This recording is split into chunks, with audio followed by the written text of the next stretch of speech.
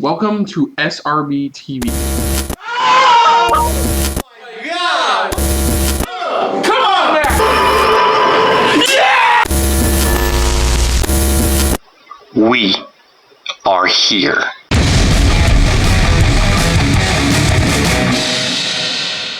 Hello everyone, welcome to another exciting episode of SRBTV with some SRB gaming sprinkled in here. I am Kristen. I'm Christopher. And on today's episode, we're trying something a bit differently this year as we're checking out DC FanDome 2021. Of course, you guys saw our reactions to what we showed last year. Mm-hmm. We're going to try something different this year. So, if you guys have been with us since the start or a few years in, what we used to do for a lot of events was we do highlights. Mm-hmm. Mainly just do highlights, and that's all we would focus on. Later, we thought, put the whole thing, stuff like that. Here, we're going back to the old highlights tradition. So, mm-hmm. Yep. So you're not going to see all the reactions to stuff. We know, one you're definitely not going to see is anything. There's some stuff. Let me jump into this. Anything television related to the CW stuff, we won't be reacting to because we're way behind on that stuff. Yeah, I was going to get to that part. Anything Arrowverse related. Toss some of my stuff. Anything Arrowverse related. Anything related to nothing. Anything Titans not Titan. Anything non-Titans and non-Stargirl related. We're not doing because we're behind. We're behind, and we have to eventually catch up because they already confirmed that the Arrowverse getting another event come November. Yeah. So, but you will be seeing our reactions to include the brand new trailer for the Batman. Yeah. First looks at Black Adam. First looks. We'll probably get first looks or teasers from Black Adam, Aquaman, The Flash. The Flash movie. Gotham Knights. They confirmed Gotham Knights will have a new trailer. Yes. And that's when we'll dive also into like the video game aspect of things. Nothing yet on if we'll see more footage, actual footage from Suicide Squad. Though they did recently, about a few weeks ago, release new key art for the game. So we may get a new actual gameplay trailer. I think we're gonna get a gameplay trailer. I think that's what we're gonna get. That's why I said, folks. They've been teasing screenshots from the game so far. The screenshots. So that's why I said sprinkled in with a little SRB gaming here today because that's the two main DC related gaming things we're gonna check out. And maybe anything else. We know they may show something from Harley Quinn season 3. Maybe new. I don't think they have footage yet, but I think maybe something from the season 4 of Young Justice. Yeah, something from Young Justice. Also, probably maybe our first trailer or first tease for Harley Quinn for the next season. Yeah. That as well. Also, other things we may possibly avoid because again, that's stuff that's like we don't dab into too much, probably on our own personal time, but anything comic book related, because I know they are doing announcements for comic books or big events in comics. And that's where we said we're really just going to focus on the highlights for us. So for the entertainment side a lot of the big movie and TV stuff, sans a lot of Arrowverse stuff. And of course, Suicide Squad game. The video game side of things. And Suicide Squad game and Gotham Knights. Yeah. So we're crossing our fingers. Hopefully it's not too long. I guess the only thing we can briefly bring up is that Aquaman-wise, we're probably just gonna get some behind-the-scenes stuff. That's what I said. I think they're gonna pull the Suicide Squad, which is like here's just the behind-the-scenes of what we gotten through so far. It's like behind-the-scenes trailer. So I think that's what we're probably gonna get maybe for Aquaman. Shazam, I think we're maybe gonna get a tease. That's what I believe they wrapped filming. I believe they wrapped filming, so maybe we get a slight tease. But I can see the same behind-the-scenes treatment. For I think for certain ones we may get behind-the-scenes treatment, especially for the Flash, because I think that is still currently filming right now. And then the other big thing was that Gotham Knights got pushed to next year. Yes, it did get pushed to the next year. So we'll be getting. I know you'll be excited for it. 2 Batman-related properties, more or less. Yeah. Video games coming next year. Yes. Because they haven't announced they're pushing back Rocksteady's games, so like... Nothing yet, and again, we don't know if there's any shocks or surprises they're bringing into this, because compared to last year they had a set schedule. This year, there is no set schedule. I mean, we'll get to hear, like, not just interviews, but we'll actually get to see maybe Michael Keaton's thoughts on coming back as Batman. Suiting back up, things like that, but... Ben Affleck's been excited... Batman again after playing him again on what's the future? What's the status or the future of Superman right now with Henry Cavill? With the rumors that he's possibly officially leaving the role. So we don't know what's really going on. Wait, especially so wait, they legitimately, officially, concrete, 100% confirmed Henry Cavill's no longer playing Superman.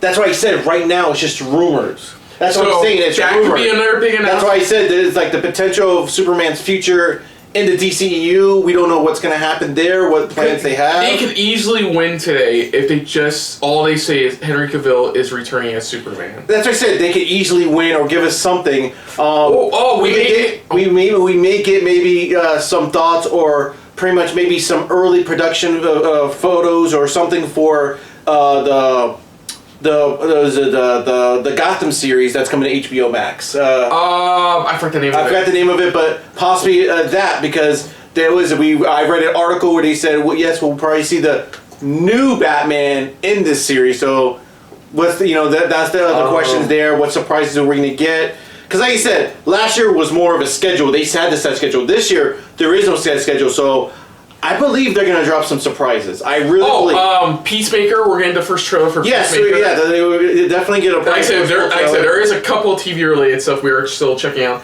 I forgot what the other thing was. We made me blank on. Okay, no footage, nothing on it, but may get interview. Because remember, they're working on that Elseworlds Superman film. They are doing that, so maybe something from JJ himself, maybe what talking a bit about it, or even announcing fully who's playing Superman. Yeah, who's playing Superman, or what are their plans with it? Is this just a separate Elseworlds story, a solo story, or what? And then the only thing I can think of is a tease at the next DC animated film. I know the Injustice film has not been very well received because it's what we predicted.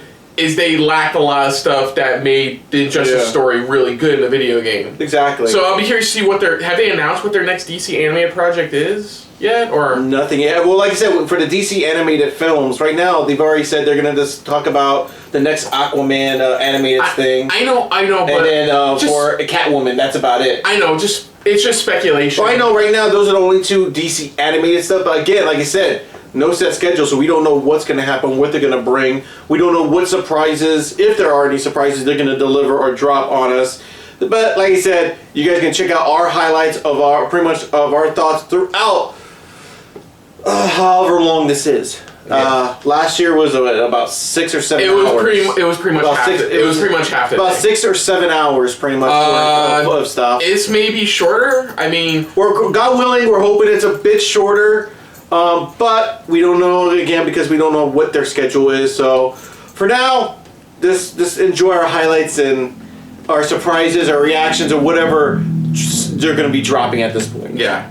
So let's just, I hope you guys enjoy our reaction, our highlights to DC's FanDome. So enjoy, superhero songs or something. As soon as it starts, here's spoilers to all of the Arrowverse shows. No! Or you have to mute it. We have to mute it. Here we go. It's already fading. 1, 0. For over 80 years, Here we go. amazing storytellers from different mediums including comic books, TV, films, games, and more, have created the vast, ever-changing multiverse of stories. We still gotta watch your worlds, and show. characters that have come really to good. define DC. these iconic worlds have become a part of our own culture. Gotham City, Metropolis, Central City, Atlantis. and mascara in the iconography for DC's heroes. images like the Bat symbol, the Batmobile, logos like the S-Shield and the Lantern. are immediately recognized worldwide. The classic superheroes have inspired. And the supervillains have entertained. Hey! Thousands of fans across the globe. Now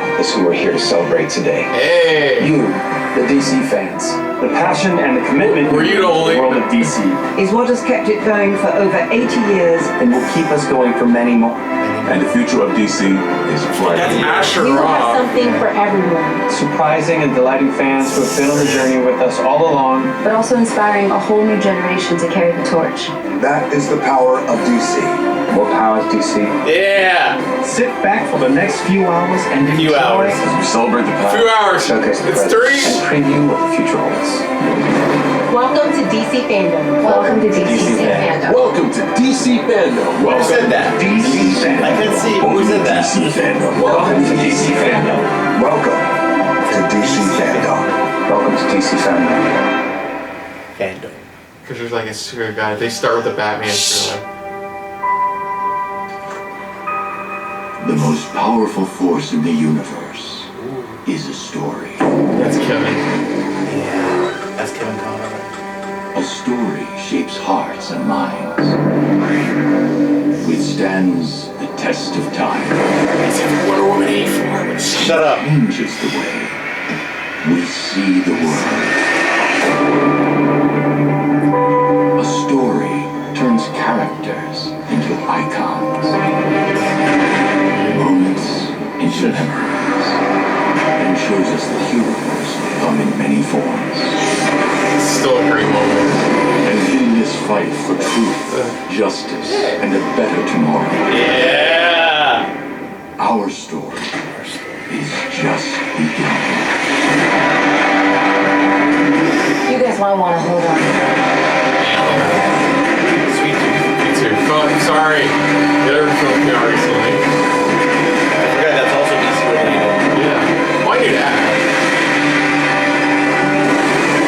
Oh, that's right. Pennyworth too. Fuck. This is going to be the start. Oh god.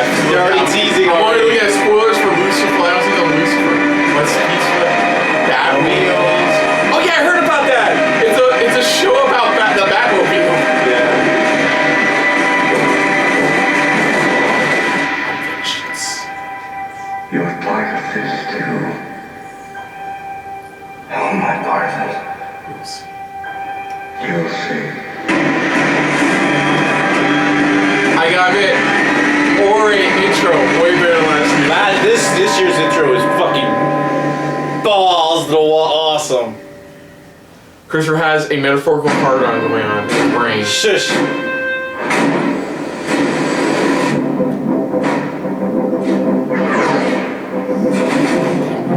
Don't make me cry. God damn it, I love that music. I think there's something he needs to show me. God damn it! The universe will never be the same. Vengeance.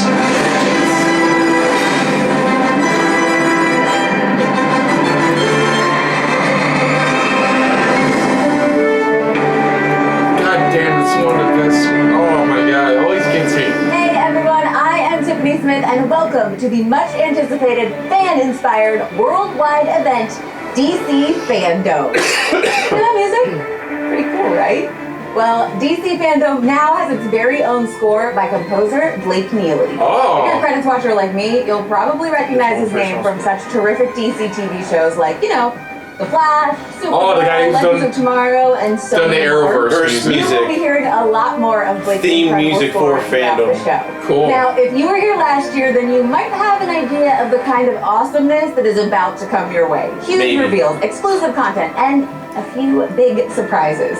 There is so much. Just say Henry Cavill's still Superman and you win. You win. Pretty super co-hosts, as well as celebrity hosts that you're gonna get to hang out with all day.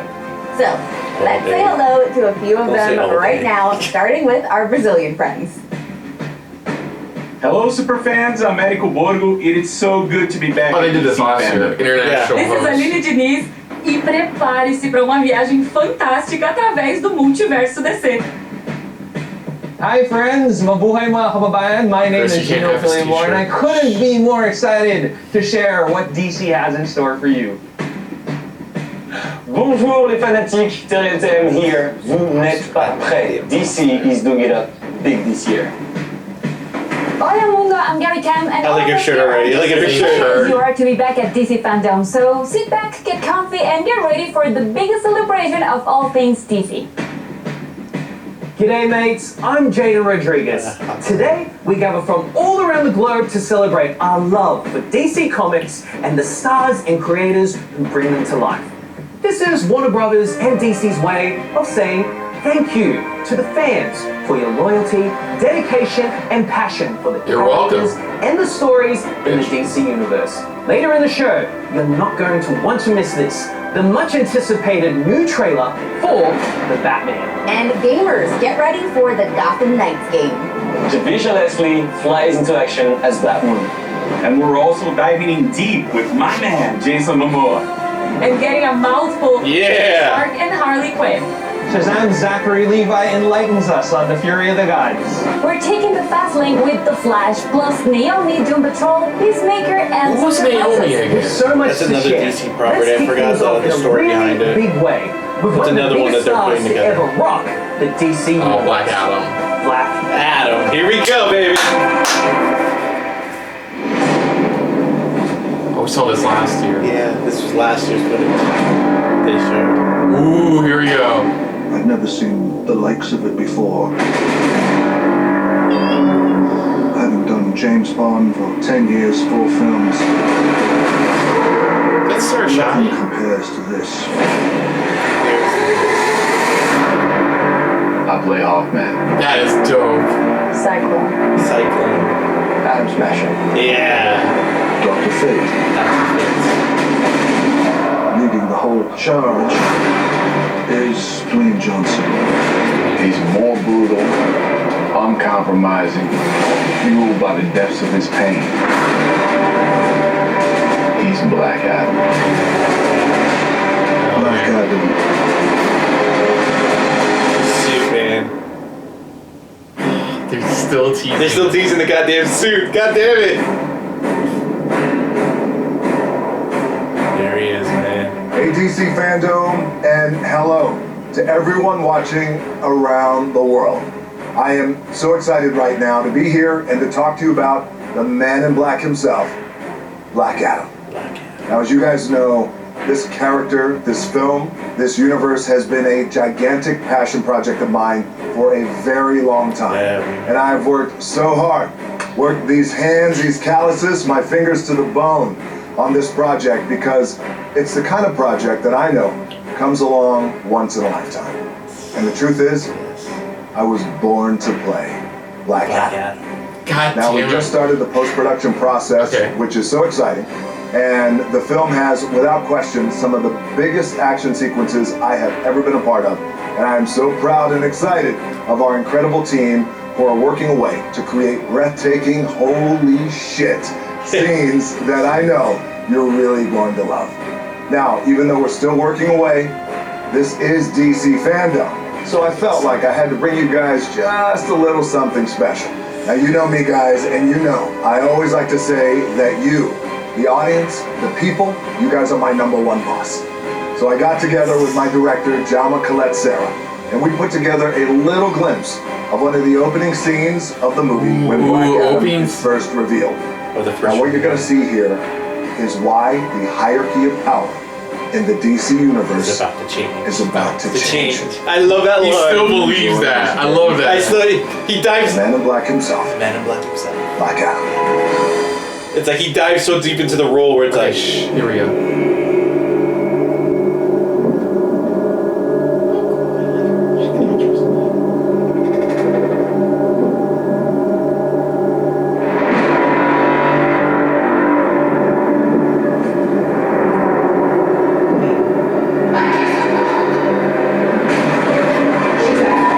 Shazam. Oh. They unlock him. They awaken. They awaken him. Yeah. They actually know the word. That's interesting.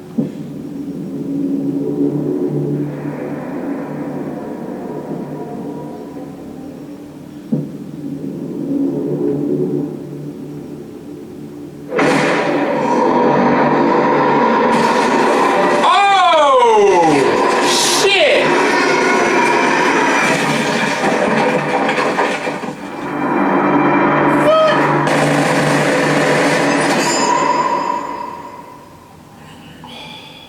Do that again. Ooh, look at that. Oh shit! Ah! That's it. Oh, that was awesome. That was dope. That was fucking dope, man. July 29th. We already know that? What I don't a way know. to start the Shut up. show. Dwayne Johnson was honestly born to play Black Adam. Am I right? If you've been following him on Instagram, he's definitely been working hard to make sure his body That looks was just dope. right for this role. It's interesting how she Once knew again, the if you're word. just joining us, I'm Tiffany I think they were Smith, and you know researching how we mentioned earlier we were gonna have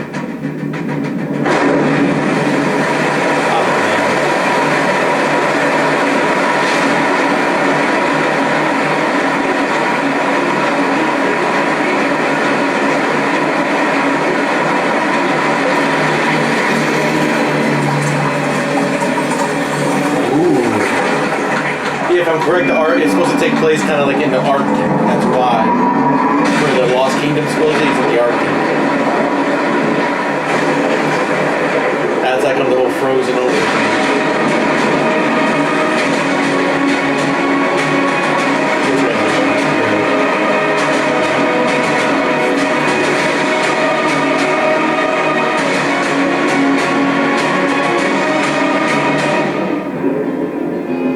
First day of production, yeah.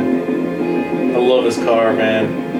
Hello, DC FanDome. I apologize for the 4-year wait. Oh my gosh, we've been at it since 2017. So I'm very proud of the sequel because it's tackling a lot of issues environmentally. The stakes are higher, and I'm just excited because I had a big part in my boy James, you know?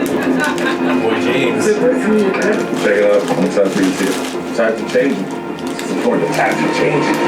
Change it. Like the comic book, the little Aquaman is so big and so rich. It's epic. It's huge. Oh. It's colorful. Oh. The world is at stake. I'm super excited to be back making the sequel. I have so much invested into it. I love this character. I love what it represents. There's nothing that I've ever been a part of that's like this. People are going to be in for a treat. When Aquaman 2 comes out, they're going to get a movie that's more mature, but yet still retain its fun, to give the audience something different, something new that they haven't seen before. The success of that movie as the biggest DC movie of all time shows what James Wan and his team were able to do. And in this second film, we have turned the dials up to 11. It has the action, the fun, the heart. Action! Yeah. Hey! Back. Villains. I got to know a lot more about everything to Candyman. He's an amazing actor. To play around with this cast again is quite a trip. We're having a blast. This movie's a lot of fun. I think fans are going to be very happy. Sand sharks? Joel is really excited to go all out. This is an exciting scene. We better get to a little bit of action. So it looks like he's working with his brother for this one. You see that Black Manta is still seeking his vengeance to try and kill Aquaman. That's gonna be something that's exciting for the audience, something for them to be swept up into the world of Aquaman again. Stealth suit. Kicks some ass. Love the stealth suit. It's a globe-trotting story. We visit so many different worlds. This movie isn't afraid to embrace its fantasy and go on this magical journey. More flashbacks. It's going to be really awesome. With the other guy.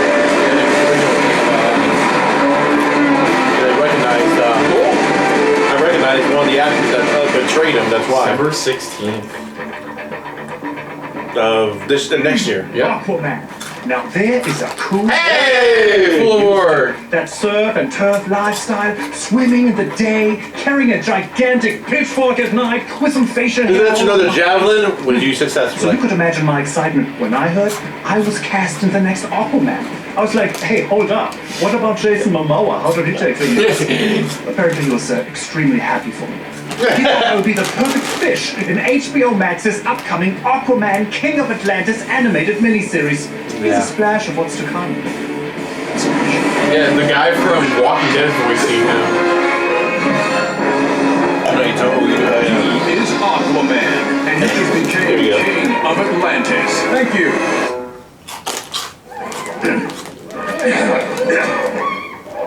Is there a different throne we could know? And the fate of his people, of his home, of all the world is in his hands. That's right. Yeah, no pressure.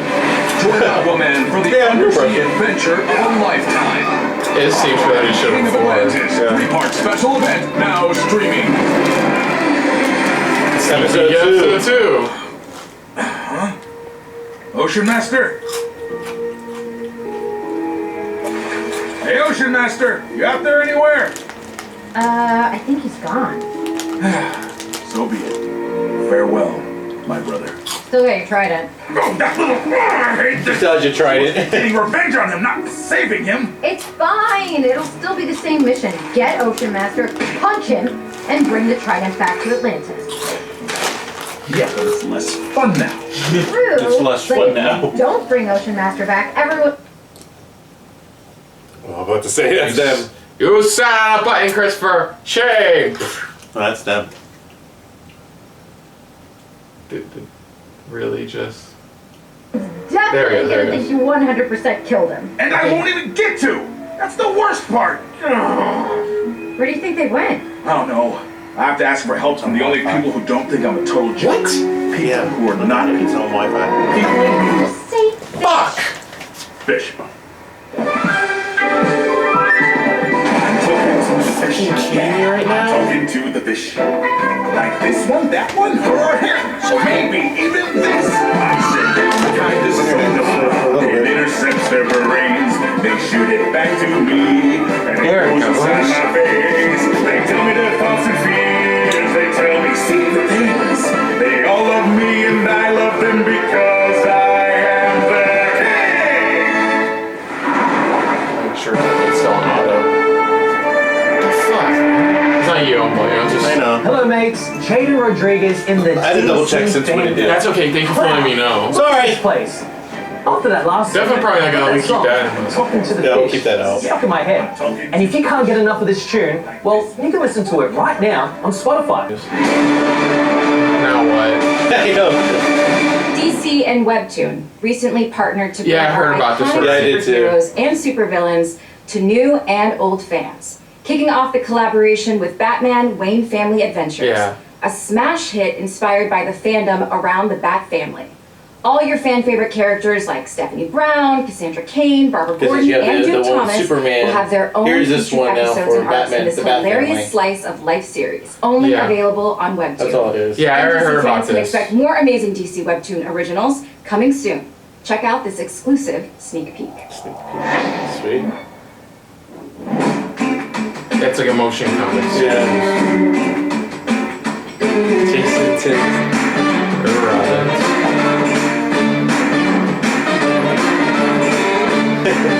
Newcomers. Sandra, Stephanie.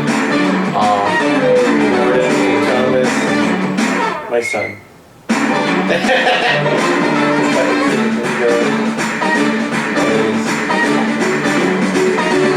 family. Batman movie family adventures. Collaboration continues. That's cool. That's neat. Alright, let's the video game. Please. Still to come, Peacemaker, Gotham Knights, and The Batman. He literally said it's the last thing. Sorry. Oh, I love it. It's me again, international superstar and superhero Flula Borg. Now, some of you may know, I actually got my start in Green Lantern, issue number Oh, God. 173 in 1984. Yeah, for his character. But actually, I was just 2 years old then, because I'm talking, of course, about my super dope comic character, Javelin. You know, the one with the huge rod. Really? I also play a hilarious animated fish in the Aquaman King of Atlantis series you just saw. You brought that up, Boy, right? I am so multi-talented. Watch out. 2 things I can do. Anyway, over the years, Javelin and his impressive collection of pointy poles has popped up in many different scenarios. No comment. But I gotta say, I'm really digging where he ended up. No, I don't mean dead, but with that infamous team of supervillains, the Suicide Squad. And for those of you who are worried about Javelin's fate, fear not. I'm here to tell you today that Javelin is still alive and, spoiler alert, will be applying to head up the Justice League after their fate is revealed in the huge new video game Suicide Squad. So, Kill the Justice you're League. in the game? Yeah. You are about to get a sneaky peeky, so don't go anywhere, because it is going to be a massive, and we know when it comes to the universe of DC... Is it actual gameplay this time? You're not gonna piss me the fuck off? Let's take a look. Okay. Okay, let's see some actual... Let's see. Okay. That looks like gameplay. Are the worst of the worst of the worst. Yeah, and they confirmed this is still set in the Arkham universe. Even if what you do is far from good. Welcome to Task Force X. Oh! Stemmer Wilson playing Waller! Oh, that's awesome! Take a look at that. A muscle head. A nut job. Something that offends my eyes. Wait, is that the Tinker? Yeah! Perfect. Tinker. Just checking. We're all seeing that thing, right? This has one-way ticket written all over it. What? What the hell are these fantasies? It's a bloody war zone out here. Eyes up, people. Congratulations, Catwoman. You're the first asset to make it into Metropolis alive. Javelin! Just about to do that. We're just about to do that. Think. No! I swear to God. Yeah, it's still connected. Okay, I'm Task fine. Force X. Your new mission is to kill the Justice League. Oh.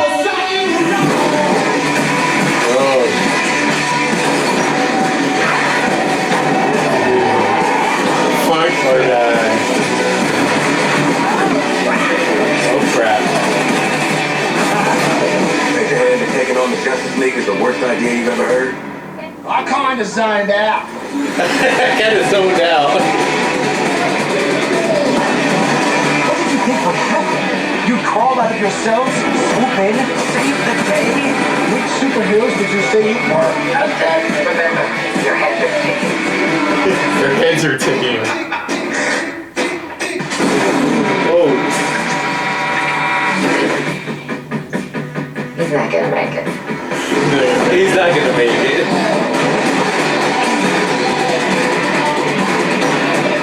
Don't be. What's the tagline? A hero. Don't be a hero. Don't be a hero. Waller, the penguin is in flight. Repeat, the penguin is in flight. Then let's clip his wings. Yeah. Oh my god, he's gotten up! Hitting him again. Right out the door! Somebody stop him! Did that get him? No. Oh yeah, that's similar. Did not get him. Waller. Blow up his head. Blow up his head. Okay, so Flash is evil. Superman's Green- evil. Green Lantern. question mark, and Wonder Woman question mark, Definitely don't want to get on Amanda Waller's and Green Lantern question mark. Maybe it's a Yeah. good thing Javelin is not in the Suicide Squad Kill the Justice League game. Dude, they got Devin Wilson to play Waller. That's amazing casting. Of course, in the movie, I was hoping I'd come back to life in the end credit sequence. That was good. I like that. I like that. It wasn't gameplay, but it was close enough. in-game footage. Double crossed. Let's do this. I mean, look, John Cena gets a spin-off series, spin. but not me. Fiona Borg, I'm delicious. Where's my show? The Suicide Squad is fast becoming a huge I still like franchise. that penguin part, man. He's still running. Oh my god! Did we get him? Forgot Samoa Joe's voicing King Spin-off Shark. series. Yeah. Also not starring E. Rude. And music videos. Fine, I'll make my own. I have a phone. I have a phone. I have a phone. I do with me and Oh no, he's still moving. He's still This going. next song is all the rave. Give me those glow sticks. Yeah, don't give them to him.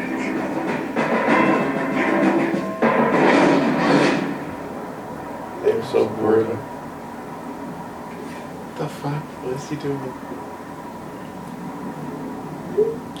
I mean, Jabber, he wants to spend time with you. That's King Shark. You just wanted to eat me. What? No, I would never eat you. I'm vegetarian. Vegetarian. Does King Shark eat humans? No. Oh god, music video. Ready? No. King Shark. He don't like careful. No. Nom nom. Nom nom. No. Hungry. Peacemaker.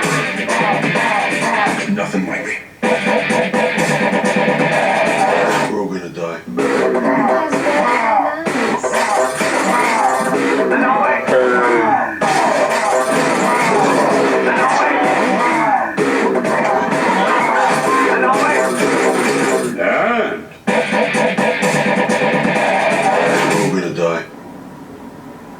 Very Hungry by DJ Flula. Oh, oopsie, I forgot. I have a library book who is overdue. Just make a rain check. Bye-bye. My library book is overdue. We're gonna die. We're all gonna die. I thought that was gonna lead into the whole... Hey. Okay, you guys know that was a joke. The Suicide Squad would be absolutely nowhere without the support of the fans. You guys love these characters as much, if not more, than we do. And I truly want to thank you for your passion. Flula, man, I'm sorry, bro. Javelin would have made a great character for a spin-off. You know what? Maybe we can see about. Oh, here we go. Down the line on Peacemaker. I mean, no promises. James Gunn created this whole thing for HBO Max, and he has a vision all worked out. But we'll see what we can do. And if you want to hear more of what's in store for Peacemaker, you can join James, myself, and my amazing castmates for some additional insights. Hey everybody, John Cena here on the set of Peacemaker. Every time you were shooting, you went, Hey, there he is. Why am I doing this? I said you couldn't get a job. He said you couldn't get a job. Oh, hi. 23andMe says I might be 26% asshat. I know my last name is Smith. That's a generic fucking name. The reason it's Smith is because we came over as asshats and I had to change it on Ellis Island.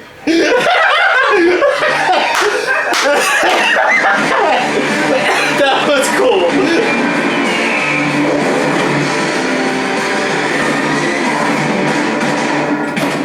Hey everybody, I'm James Gunn. Today we're talking all things Peacemaker. Of course, I'm joined by my behind-the-scenes partners in crime, executive producers Peter Safran and Matt Miller, and our fantastic cast, Peacemaker himself, John Cena, Danielle Brooks, who plays character of my own making, Leota Adebayo, Jennifer Howland and Steve Agee, Amelia Harcourt and John Economos, and Chuck Owuji is Clemson Mern, and finally, Freddie Stroma, who is our vigilante. That's okay. So thank you. let's get into it. You're like, oh my god! It's like, Remember, that's what I told you. It was like they have a. You too. John, were you surprised when Peter called you up and said, "Hey, you know, we're thinking about doing a Peacemaker TV series"? I was surprised, but man, I was more than ready and I was more than excited, and I'm glad we got the opportunity. Yeah. Freddie, for you came in and you're playing the oddest character of everybody, Vigilante Adrian Chase. And you're not that odd. Yeah, no, I'm pretty vanilla. I love it. I really like. As soon as I started reading the sides, I was just like, oh, I really like this character, and he has just that kind of, you know, a really fun relationship with Peacemaker, and obviously working with John was just incredible. I've seen Freddie, but for how many of the rest of you are you hearing him talk with a British accent for the first time? Oh, me? Yeah. And he speaks my brain is melted. I can't believe it. So Danielle, why don't you tell us a little bit about your character in general, who she is, and what's her story? This is all new to her, you know, and so she's coming in very green. She used to work with animals, and now she's been thrown into this completely different world. You brought her to life. You really did. This is a new character he's you introducing do into this inhabit world. a role in this very special way, and it was just so fun to see you flow. For Harcourt, her relationship with Adebayo, this new member of the team that's coming in, and that Harcourt She's does the not fresh trust. meat, very much. She's been joining people already bitching about the. It's not really actual gameplay they unexpected showed for for me Suicide Squad. When I met enjoyed it. Danielle, That's all. It was in-game I literally footage. could not- That's for me. That's a Close pass. enough. For me, that's a pass. That to me, that's close She's enough the as you're gonna most get. lovable, warm, wonderful person. The sisterhood of Harcourt and Adebayo is a wonderful thing to see. It feels like that's part of. Sorry, James. No, go ahead, Chuck. The first day we shot, at least I shot in John Cena's trailer, and it was the scene where we all, the team, meet John Cena, and Danielle, you made her continuously improvise, being nervous, and she would. I mean, that improvisation as there were tears running down people's eyes. Even after Cal's like, what the Danielle was put on the spot, and the things that were coming out of her, and to the point where off camera, Steve Agee just had to get his camera out and film it. I was just gonna say it reminds me of how often working with Steve, you'd be in a scene and you'd look over behind the camera and He's got his phone. there's Agee filming you. This is like my first day with the cast, like all the cast too, and Steve Agee is recording, everybody's laughing. John Cena's holding character, so he's making me nervous. He's making my ass crazy, nervous. but it was one of the things I will never, ever, ever forget. It's okay if you do forget it because I have it all on video. I freaking love everything about your 6'7" self, however tall you are. It's about right. Freddie was such a warm spirit to come into the space as well. Like, you know, even though he was new, he jumped right in fearlessly and worked with us. And Jakuti is the real deal from day one. You're just like, oh my gosh, he elevated all of us to bring our best. So it's been really great getting to work with everybody, and you just really made a girl's dream come true to get to tell this story with you all. This is not a world that a person like me normally gets to be a part of at all. To have the action portion and also the depth of a person, I am so thankful for you. I love you. I did. That's cool. Although, you know, I'm surprised you did give Chuck so many, compliments, because you would often come over to me and say, you know, that I was supposed to tell Chuck to watch you to see how it's done. Oh yeah, everybody had to get on my level. James, I remember you said to me on set one day that only Eagly. Okay, every time they show this guy, I get a vague Bob Saget vibe. I think we have not brought Nothing up against the producers. who of course steals the show. Bottom two legs. I know. And he's Peacemaker's best friend. As a dowel with some green tape on it, Eagly stole the show. Yeah, that's true. I also got to say that this is probably the third or fourth thing I've worked with James on, and I've never seen him more giddy working on something in my entire life. I mean, there was one night we were shooting, and the whole time, it was like 3 a.m, and James is just running around laughing like a maniac, and he kept saying, I can't believe they're letting me shoot this. I can't believe they're letting me shoot this. In my life. Like, that was Warner Brothers' funeral. That you know it's gonna be one of those scenes where it's gonna be like, that's gotta be scene he's talking about. You know? This is, I believe, the only show that has John Cena dancing for 4 minutes in his tight whities to the choir boys. To the choir I don't think boys. there's ever been a show that offers that up. The memorable tidy whities. Okay, so we're going to be taking some questions from the fans. Christ, These came from Instagram and Twitter. Yeah, we'll bring it up later. Remy.c.l asked, was there any characters you wanted to put in Peacemaker but couldn't? I guess that's a question to me. The answer is no. I got to put in every character I wanted to. For John Cena, at Popsignite asks, what was the most difficult part of becoming Peacemaker? I think it was just getting comfortable being a super asshole. Yeah, that's what it is. Asshole. And I He's a big super asshole. Just being a high octane asshole was probably the most difficult. That was mainly his main thing. Was it really difficult? Because it seemed to come to you pretty easily. Okay, here's a big question. I guess we can throw this to Matt and Peter. What can we expect for the show? As at MagicCM1210. Well, I mean, I think what we can expect is a truly original superhero show. James wrote all 8 episodes. Oh, wow. Okay. That's not us. No, that's not us. That's us. Okay, that's not us. No, that's us. Making sure. Come on. He directed 5 of the 8. And it's just got that unique tone that James brings to all the content he creates. So I think it's something pretty special. I would also just add to that with the action and Reggie the Suicide Squad in. I know that. I'm just saying. It's also like this for certain ones, at the center of it. Okay, if they show an actual trailer, you can probably take this part out. If they show an actual trailer. It's like The Office as a superhero. That's what I said. If they show a trailer, I'm just going to have it to where it's going to jump straight to the trailer. So people want to watch the interview. Rudy Animal asks, is Peacemaker going to go through a journey of changing from a jerk to a lovable hero in the series, or will he remain that crazy that jerk the whole time? That's kind of a spoiler. I was gonna say questions that can't be answered. That's perfect. It's right up my alley. We just can't give anything away. You'll have to watch and see on HBO Max. What about the rest of you? What did you feel about seeing Peacemaker's journey in this show? Can't really say much. So I just there's definitely great character arcs that you will thoroughly enjoy as an audience. You root for him regardless of his past, and you hope that he will change, and I just thought that was such an interesting thing to explore with the series. I think one of the interesting things about Adebayo Peacemaker is that on paper they seem very different. They seem like polar opposites, but they actually have a ton of things in common. And one of the things that they're both dealing with is loyalty versus morality. And not disappointing people that mean the most to them, and finding the beauty in each other, even though their worlds are completely different. So that was a lot of fun to play with, and definitely added to the layers of our two characters. That's extremely well said. She's the only one he gets along with. She's the only one that thinks he's funny, you know? Right. She laughs at him, she blows off the stuff that he says it's stupid, and realize he's an ignorant asshole. And that to me is really special because it is so much of what the show is about. Yeah.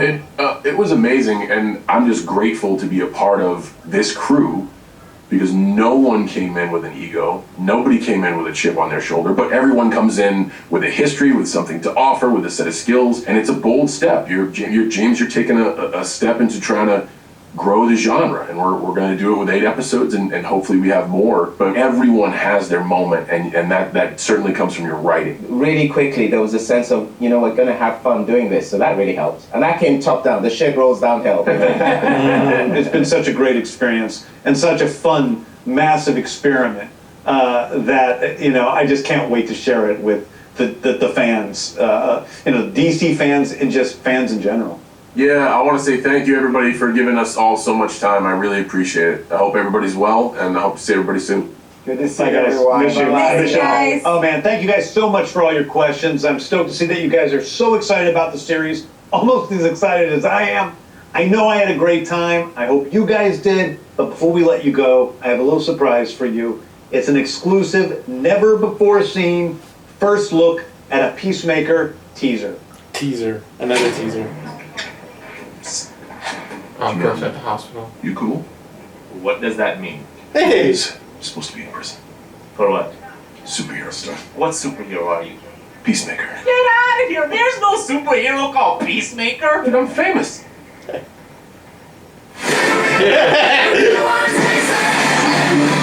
a born killer with expertise in every weapon known to humankind. I'm giving you the chance to stay out of prison and work for me. Kill people. Bad people. This is our boy. Oh! You're handler in the field. You're autonomous tech and tactics. And this is our new recruit, the Bayo. You don't have to shoot people after I already killed them. Wait. Who's the guy that's peeking out behind the trash can? Vigilantes, trying to be helpful. Our first target is Senator Royal Goth. Goth may be traveling with his family. Are you sure those 2 kids came out of those parents? That's an attractive couple. That one looks like it came out of them, but the other one looks like a butt baby. A butt baby. My older brother told me there's 2 types of babies.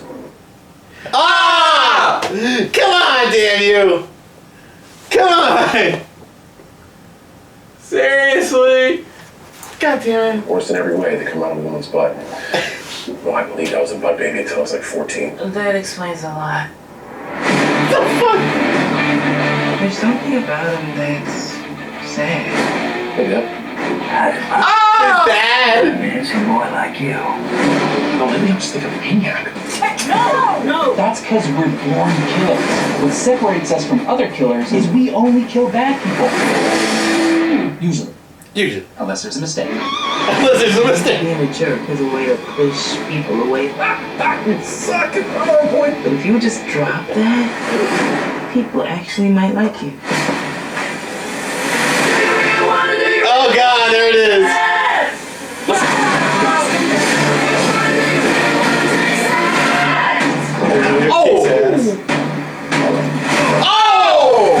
Oh! What?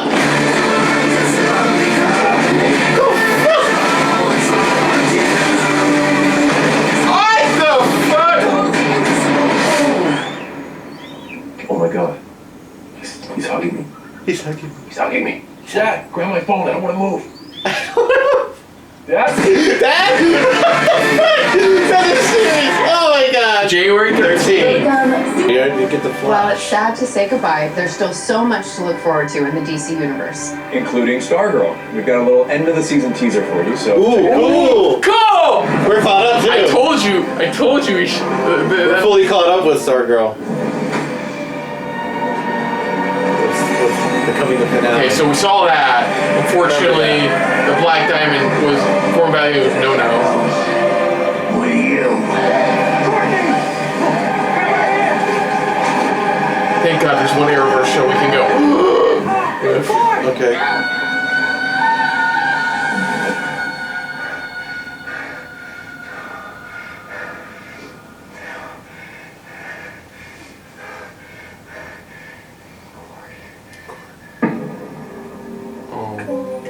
They're back.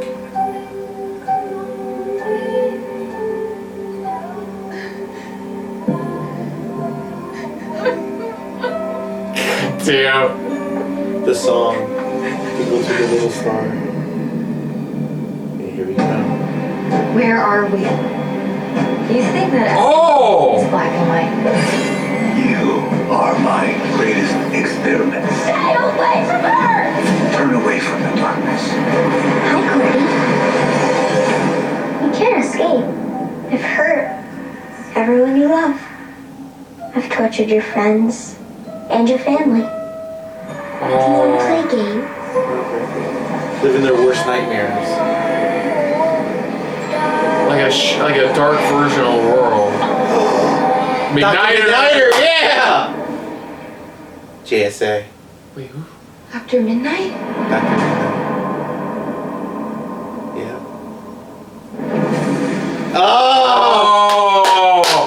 Oh, speculation! Speculation! Looks amazing. It does! Full episode of Stargirl. There's just so much going on in the Superman universe. So, Some more news from the world of Superman. Let's check in with DC publisher and chief creative officer Jim Lee to see what's happening with Superman in comics right now. Damn it! Hey everyone, I hope you're enjoying DC FanDome as much as I am. I'm here to share news about Krypton's favorite son, Kal-El, or as you may know him, Clark Kent, aka Superman.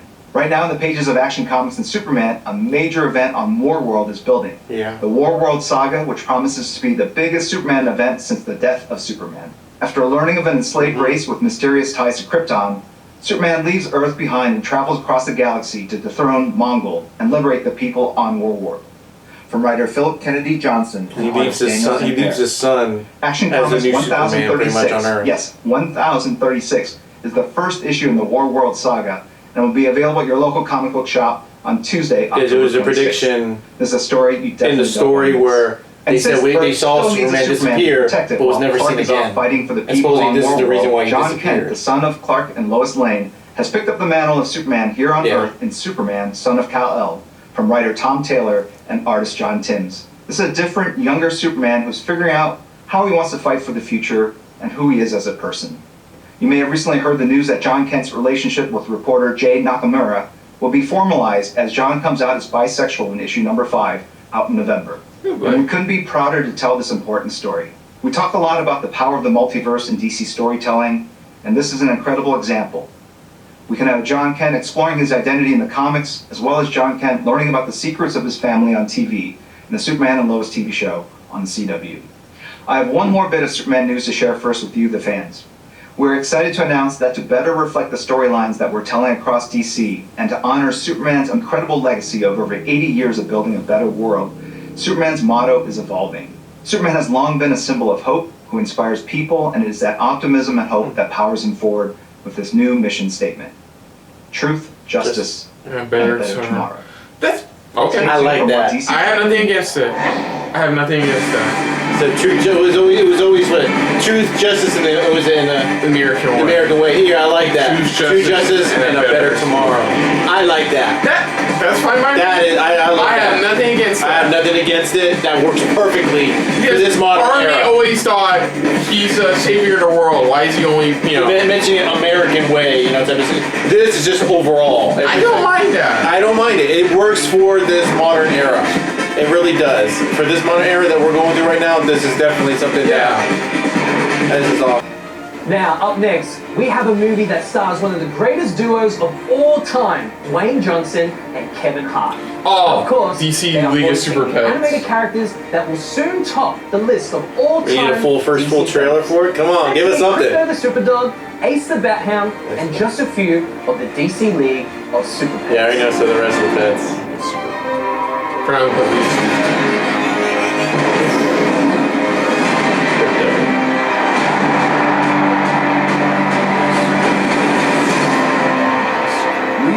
super pet.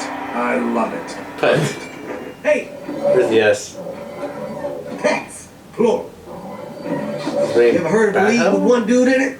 I have it. Well, they say I'm a Kevin Hart's voicing Batman. He's the Batman. Mm-hmm. Ain't nobody as messed up as you. Next summer, Dwayne Johnson as Krypton.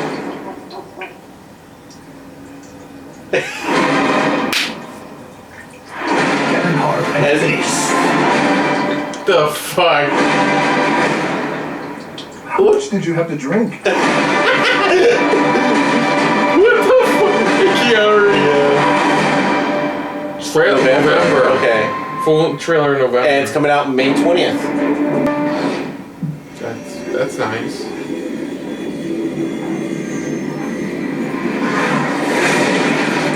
Ooh. I love that. The music. Hey! Dumb and Dumbers. What the fuck is around his neck? From the set of The Flash, it looks like this. It looks like this. We're really excited to show you the movie, and we can't yet because we're still making it. We're in the middle. We wanted to show you a teaser, but we can't because we're still making it. We don't have enough material to make a teaser. We can't make a trailer. So we do have this small sneak peek that my maestro Andy and I have put together that we really hope you enjoy. Cool. And I will Like see you Aquaman in theaters stuff. later Like next behind week. the I think more behind the scenes stuff. You will see me. Okay, never mind. Actual. Or a little bit of what they have. Come on, something. You can go anywhere you want, right? Any timeline. Any universe.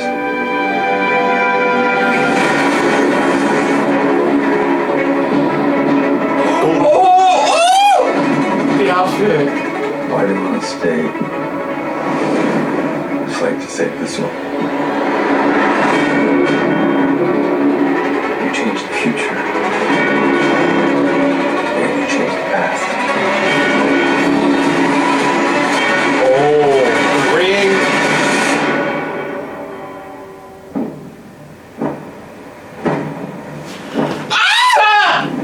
Are you in?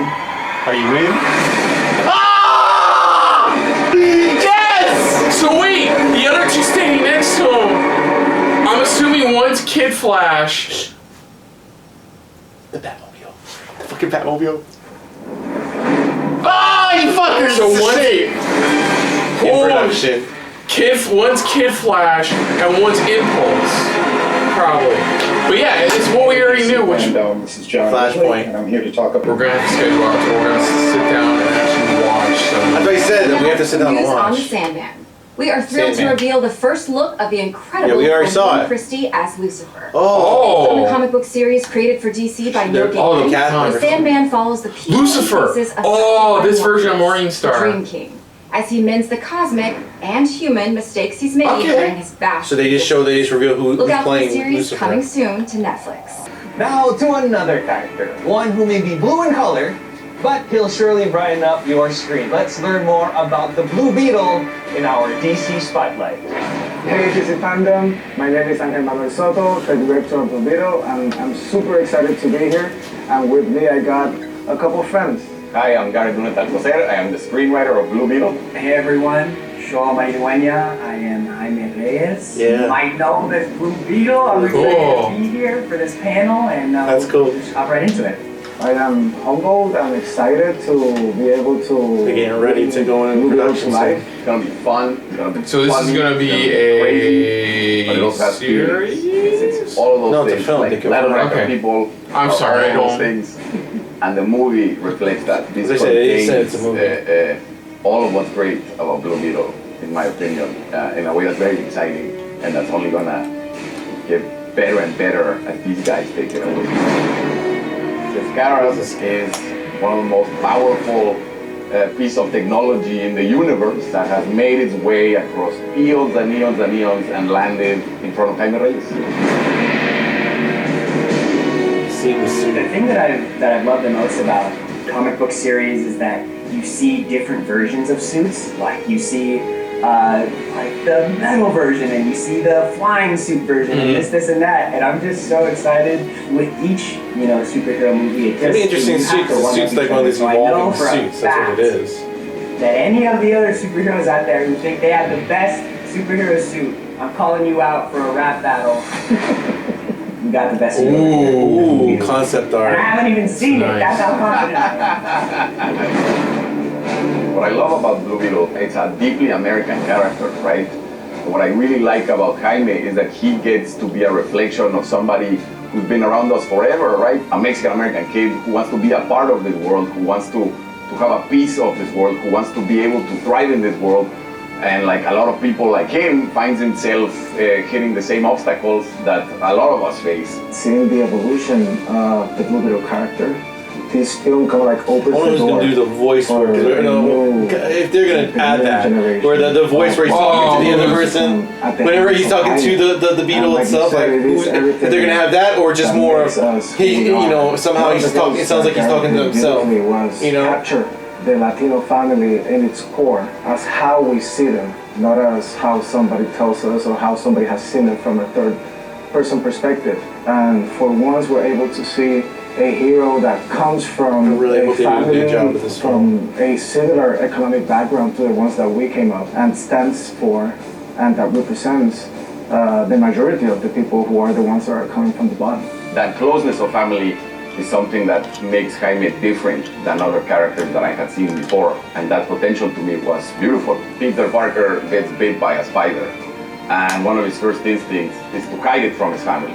Well, you're from a Mexican family. Yeah, that's what's cool about Jaime Blue Beetle. Is that he doesn't hide it from them. They accept him and help him. They accept him and help him with his way he goes as a hero. Kids like, you can do it too.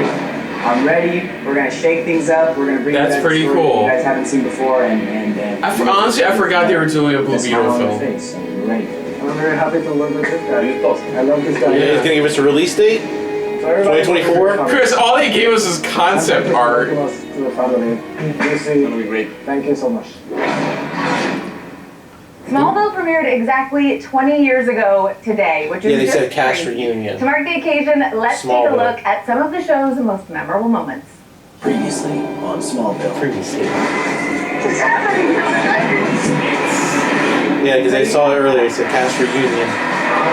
So what are you, man or Superman? Haven't figured it out yet.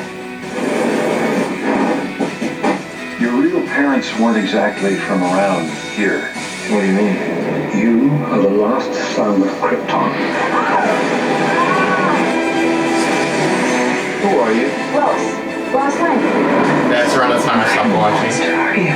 You were right about me all along, Mr. I am the villain of the story. You okay? I've waited for this for so long. I just don't want it to go away. Yeah, I remember that episode. That was a funny episode when they had We've been on sex. a long road together, Carmel. One paved with difficult trials. Those trials are behind you now. Trust me, Smallville. We can make this work. Oh boy, can't we?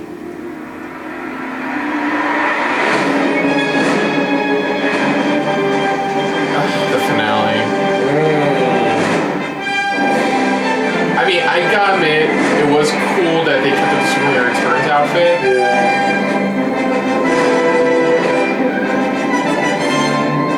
I hate that. I hate so much.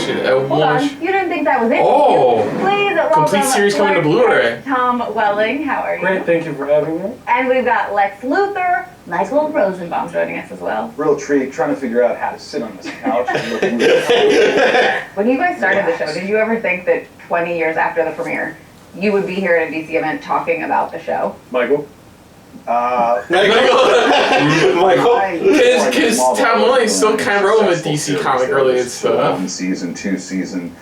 And then I saw the pilot of this. I called my mom and I said, I think I'm finally going to get noticed in my life. For a lot of you guys on the show, this was like the first big moment. Did you have kind of those same feelings when you watched it or when you were... Yeah, I mean, I lacked a great deal of experience at the time. Well, no, I did. It's I mean, a at unique no way of point did talking. they say, you're going to be here for 10 years. We just never knew. We were always just sort of grinding and trying to elevate everything we could do. Blu-ray though, that's pretty nice. Effort. We helped each other out a lot. I remember just being on set with Tom, and either it'd be him telling me or me telling him. It marked this year. I think it marks 20 years.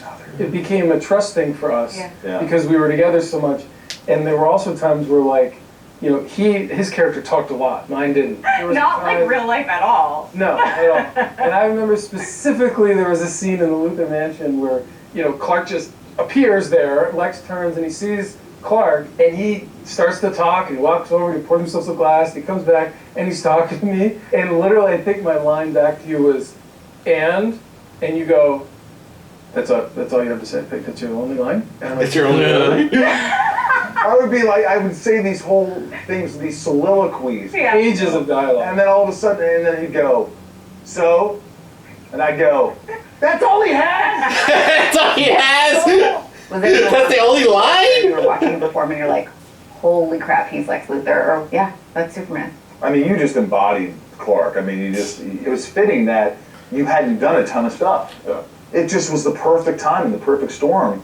He just had that vulnerability, that innate vulnerability, and that kindness and charm. Lex obviously was ahead of the game, but saw the potential in Clark and saw that Clark didn't know what he was doing. Yeah. You know what I mean? Like that all sort of worked out. And one thing to remember, it was never about being Superman, it was about not knowing what your future is. Yeah. And the big thing for Lex was, you know, making your future what you want it to be.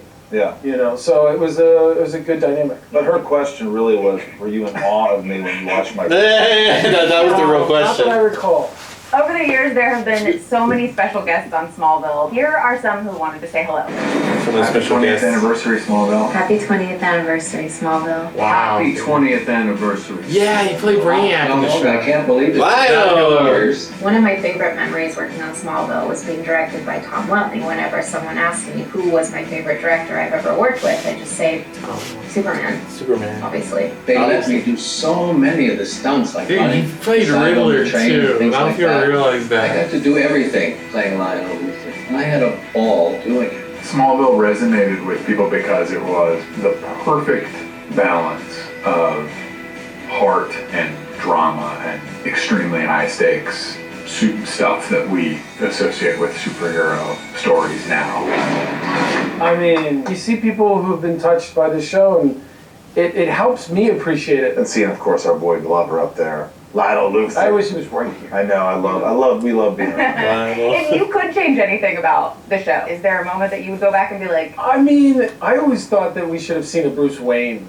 Like, can you imagine Clark barging in to your mansion and like you're talking to somebody and you're like, I'd like you to meet Mr. Wayne. Mr. Wayne. And you just be like this cool thing. Nobody knows who anybody is. It's Kevin Conroy. By the way, Because you know fuck what's kinda off. cool It's Kevin thing Conroy. that, you know, the rest of these series like Arrow and Flash, all these things, it's kind of like it started. Yeah, they didn't finally introduce Bruce until the comic sequel comic series. Again, a perfect storm in that technology had literally just gotten to the point where the visual effects, the super speed and those visual, they just didn't do that before Smallville, and that's you know, they couldn't. It did set a version of a standard. Smallville is still kind of contemporary. It still kind of looks cool. I mean, we're in Kansas. There's pine trees everywhere, but I didn't even notice that. Now I do for sure. By the way, what the hell is with Lex Luthor's security? He would walk in.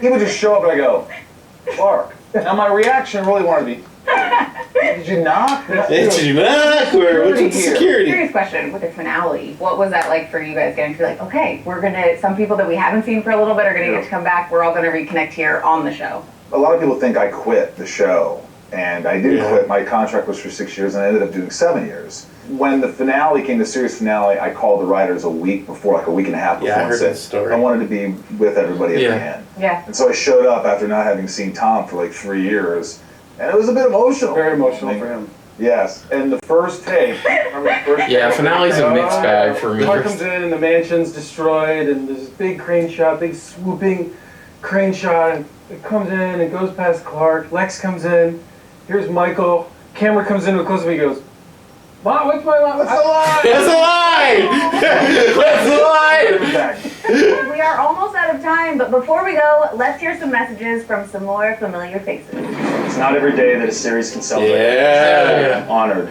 to have been part of this iconic. First live action Green Arrow. Happy 20th year, Smallville. Happy 20th anniversary, Smallville. Happy 20th anniversary. Hey! Doomsday. 20th? 20th. No. It was my big job. It also was welcoming me into.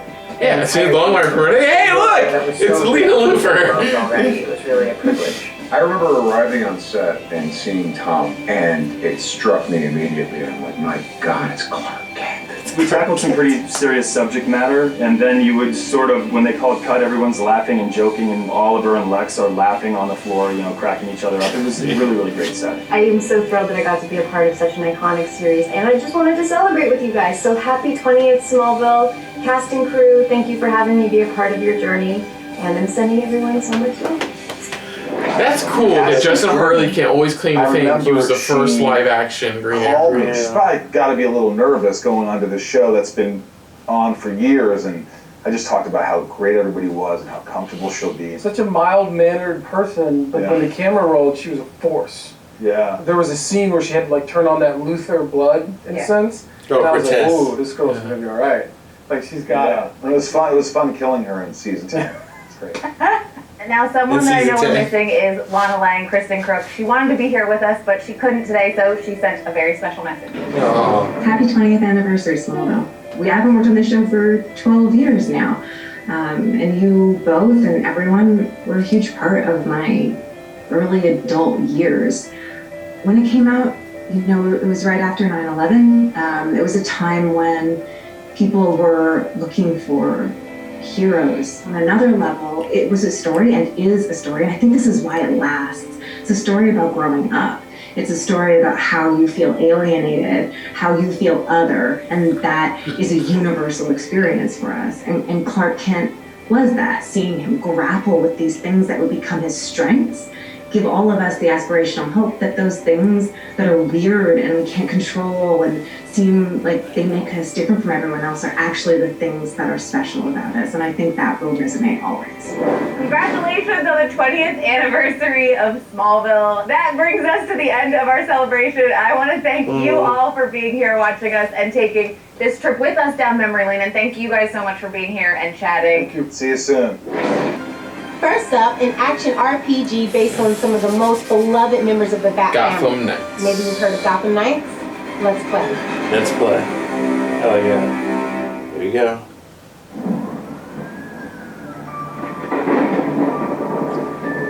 Batman. He's not dead. Jim Gordon. Probably dead. They thought they had a handle on this city. They never did. You don't stand a chance. Sounds like Black Mirror. Because they're always watching. Always listening. Ooh, Argo. Pulling everybody's strings. Mine. Yours. But no one talks about them. Not a whisper. Oh, Penguin. Said. The Court of Owls is a myth. They're listening.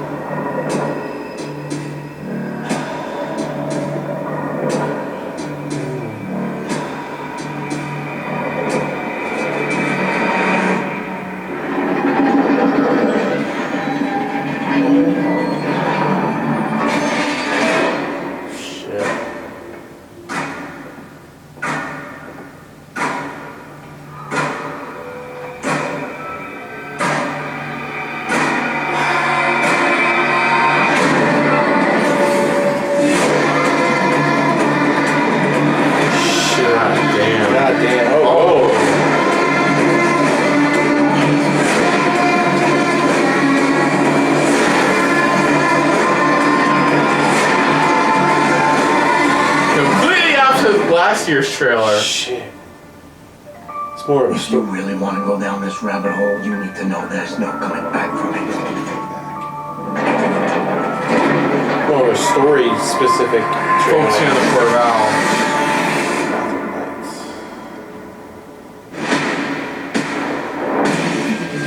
Ooh, okay. Ooh. One of the joys of writing comics is the hope that someone will take that story. Snyder. Yeah, he's working on it. Easily brought the Batman series back to Warner life. Brothers have done a tremendous job translating and evolving the Court of Owls into the game. The fans, they cosplay as these characters. They're hungry for more. That dude's amazing. Play out that conflict in the game itself. That's a cool. I remember taking this walk around New York City, my old neighborhood. Nothing I knew was there anymore. All of the people I had known had moved away. All of the stores were gone. Yeah, I'm the still in that feeling he's was not so dead unsettling. And I wanted to craft a story that would make Bruce Wayne feel the way I felt. The first time I read that story, I was just blown away because they were creating this really rich secret history of Gotham City, very plausible, believable, that was in direct opposition to Batman. I think probably the inspiration for the Court of Owls originates from nature just by the real fact that the owl is a natural predator to the bat. What an owl does a lot of the time is it hunts you and it stalks you without you seeing it, and the fun of the way that the court goes after Bruce is to watch him from afar for years. Because it's been something that's been in Gotham for so long and been so powerful, and right beneath Batman's nose, I think that's the root of the success there. One of the biggest challenges with bringing the Court of Owls from comic books to video games is really the interactive nature of what video games are. How do you take that history, how do you take this cool imagery and bring it to life in a game that's very satisfying? We could look at the source material, we could talk to the creators, and we could ask their opinions about that. We could say, which of these elements do you think we can translate? When I went out there to see what they were doing with the game, I was blown away. I mean, it took what we had done with Court of Owls, but it just elevated it beyond a lot of the orders that we had had. You can't really rely on what you think you know about the court. We have expanded, we have added to it. Oh, there are different varieties of talents in Gotham Knights. And as the players begin to understand through gameplay the unique strengths and vulnerability of the talent, it will affect how they equip themselves and how they unlock new abilities. So like any good RPG, we're presenting you with a problem and then we're presenting you with a range of potential solutions, and players will have an opportunity to kind of maximize that according to their own style. The entire team has worked so hard on this and put so much love and dedication into this, and I really hope it comes through and it gives them a really enjoyable experience. I can't wait for us to share more information about this game, but watch out for those deadly talents. It's funny. Be careful. People are not going to bitch more about this because they showed gameplay last year.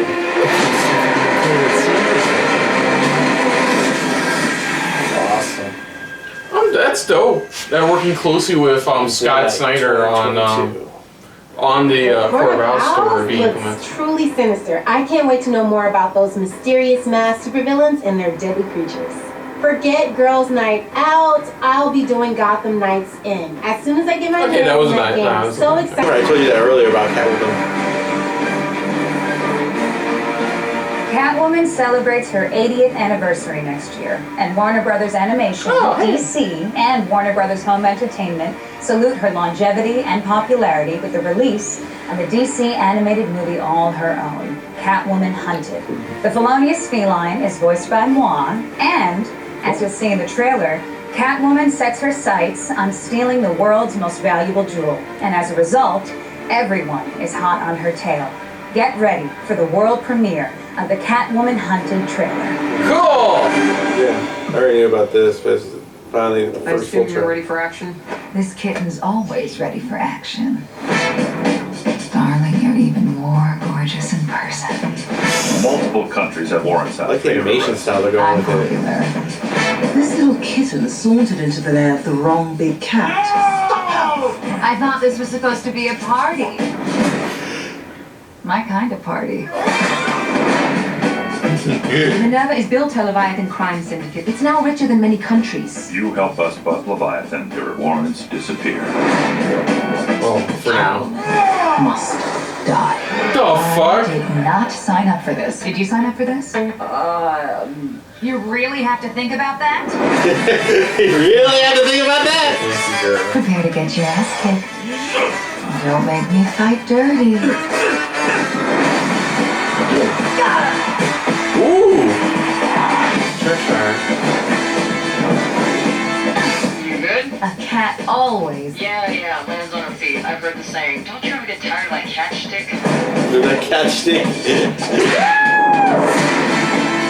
Looks fun. It does. Darling, I love your costume. Hold on to that one, love, or I might just steal him away. Cute. I like that. That was nice. Wasn't that just perfect? It will be the first DC animated movie to be released by Warner Brothers Home Entertainment in 2022. Oh, that's digital, Blu-ray, and 4K on February 8th. All total, fans can expect 5 original DC animated movies in 2022, as well as the spring release of the latest DC Showcase collection, anchored by the all-new animated short Constantine, House of Mystery, featuring Matt Ryan reprising as the Hellblazer. Sorry. Ever wonder what would There's certain happen things I know about, I just haven't heard any more about to it. fight the bad guys? You'll find out in spring 2022. House of Mystery. Teen Titans Go and DC superhero films Mayhem in the Multiverse. Brightest Days and Blackest Nights arrive next summer when Green Lantern, Beware My Power, adds to the DC Universe movies canon. In the fall, the next generation of superheroes takes center stage in Battle of the Super Sons, the first DC Universe movie to be produced in CG.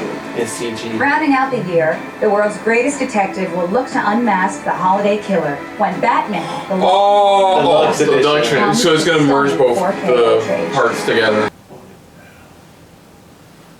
Batwheels. This one, I only heard about. I was like, you're doing what now? Their favorite Batmobile. Mine personally is the Dark Knight Trilogy Batmobile from the TDK trilogy. But for the next generation of DC fans, Warner Brothers Animation has been revving up production on their feels like the Teen Titans go to the movies. Go ahead. Of course, they're doing it on the car? But that's not all.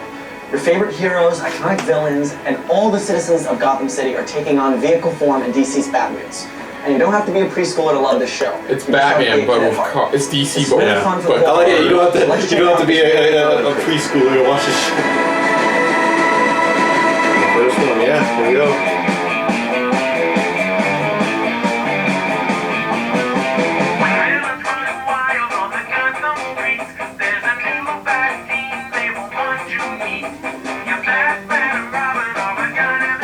Get the song already.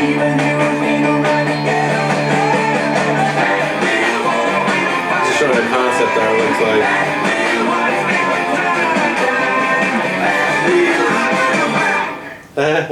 As Batgirl, the tech-savvy martial arts badass is getting her very first full-length feature. It was a role that every actress in town wanted, but ultimately it went to Leslie Grace after her stellar breakout performance in last summer's In the Heights. She was so good in What do that. you think, guys? Is that good casting? We're all I told you this already. Well, we gotta let our audience know too. I said it even in there. One of our other. Well, we gotta let them know again. Well, too bad. This is Spotlight. It's your girl Leslie Grace. Hi DC FanDome, and I'm your new Batgirl. I don't know about you guys, but every step of this process, I'm like, I can't believe this is happening. It's a big honor and privilege to be part of that world. And that's really unbelievable. I feel like a kid again. Honestly, I just feel like I left this life on that. We wanted to have a very broad Will this be set within Pattinson's Batman? Right now, nobody knows. Again, we don't know. Races and what was important for us is that the best actress for the part would be cast. Eventually, we saw Leslie among. It was a goosebump moment. Yeah, it was really like the whole time. Who is gonna be Barbara Gordon? I mean, there was something that she just like that hit a nerve and felt like okay, we are actually watching Barbara Gordon. She's a girly girl, but she also is so capable of being strong and being determined and like Love the statue in the back. And she wants to prove herself, but she's also still just so sweet. A lot of times we focus a lot on the male superheroes, but it was really exciting to read for a female superhero that has that grit and like is very sincere and almost eager to prove herself. What's kind of fun about Barbara and Batgirl is that in this story, she's discovering Batgirl for the first time, and so she's getting to explore a duality she's always had in her personality, but it's this whole new side of her personality, a slightly kind of more daring, slightly less law-abiding side of her personality that we get to just have fun and play with. Yes, ask a little bit to train a lot. We want the fights to be, you know, pretty realistic so that it feels more raw and more real and more relatable. I'm really excited about the action. I mean, I'm training so hard and we're trying to get as much, you know, learned in my body before I get there. So I'm excited about what that's going to actually look like once we have a suit and once we're on location figuring out those fight sequences. So that's really exciting to me. This suit.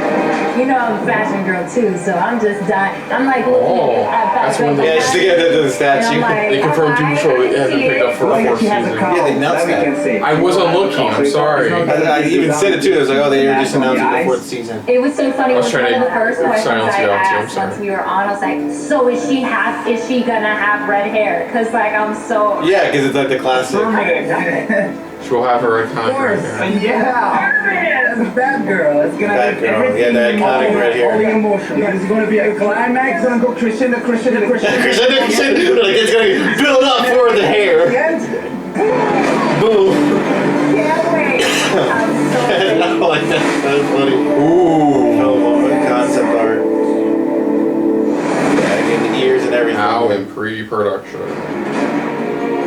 Titans, yeah. All caught up. Batgirl just about to begin production. We don't have to wait much longer to see how Titans is going to wrap up its season 3. Standing by right now, we've got one of the cast from Finale. TV's Titans Trailer. with some exciting news and an exclusive look into the They got picked up for a fourth season. Yeah, I know that. Hey! Brenton Thwaites here. I played Dick Grayson and Nightwing in Titans on HBO Max. We're very happy that you guys have been enjoying season 3. We love making it, and it's good to know that it's landing on audiences, especially the hardcore, true Nightwing fans, Titans fans. We're excited to be here at the DC FanDome. We're going to debut an exclusive clip from season 3 for you to see. Season finale episode. And we really hope that finale, you know, packs the punch and kind of lands for you guys.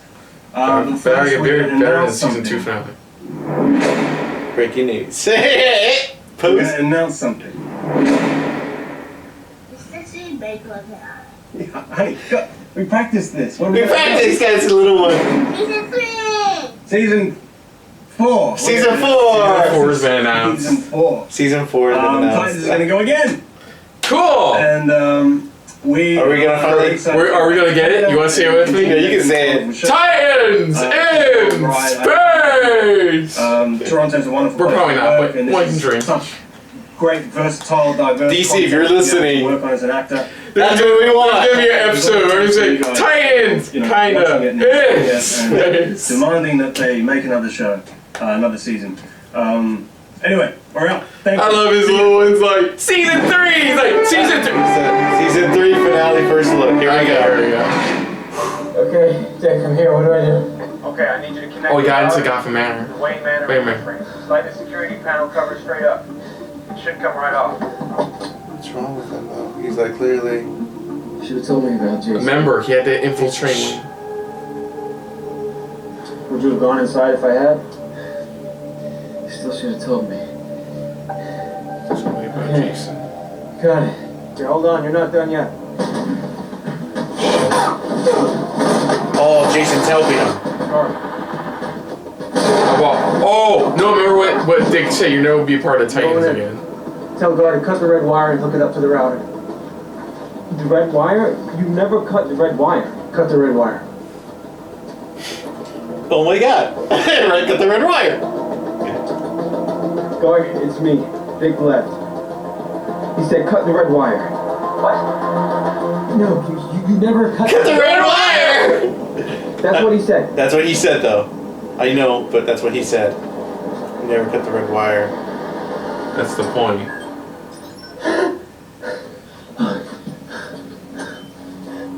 What's happening? We're in. We're in. Oh, shit. What's the name of the one who got away?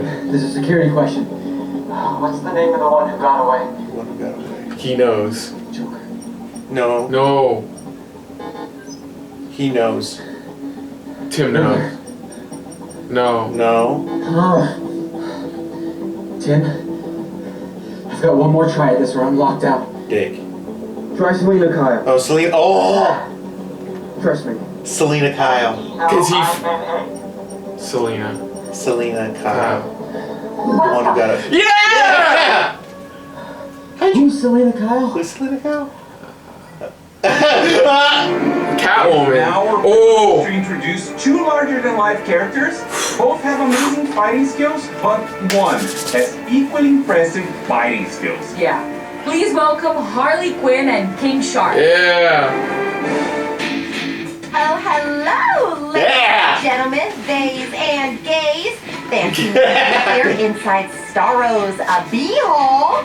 Look, we all know why I'm here, okay? To present a little something for season 3. Which was announced in like 1972. And here we are. Announced back in like 19... And like 2 whole generations of animators have been burning the midnight oil on it, and the season is still not finished. And those poor artists died of acute carpal tunnel for nothing.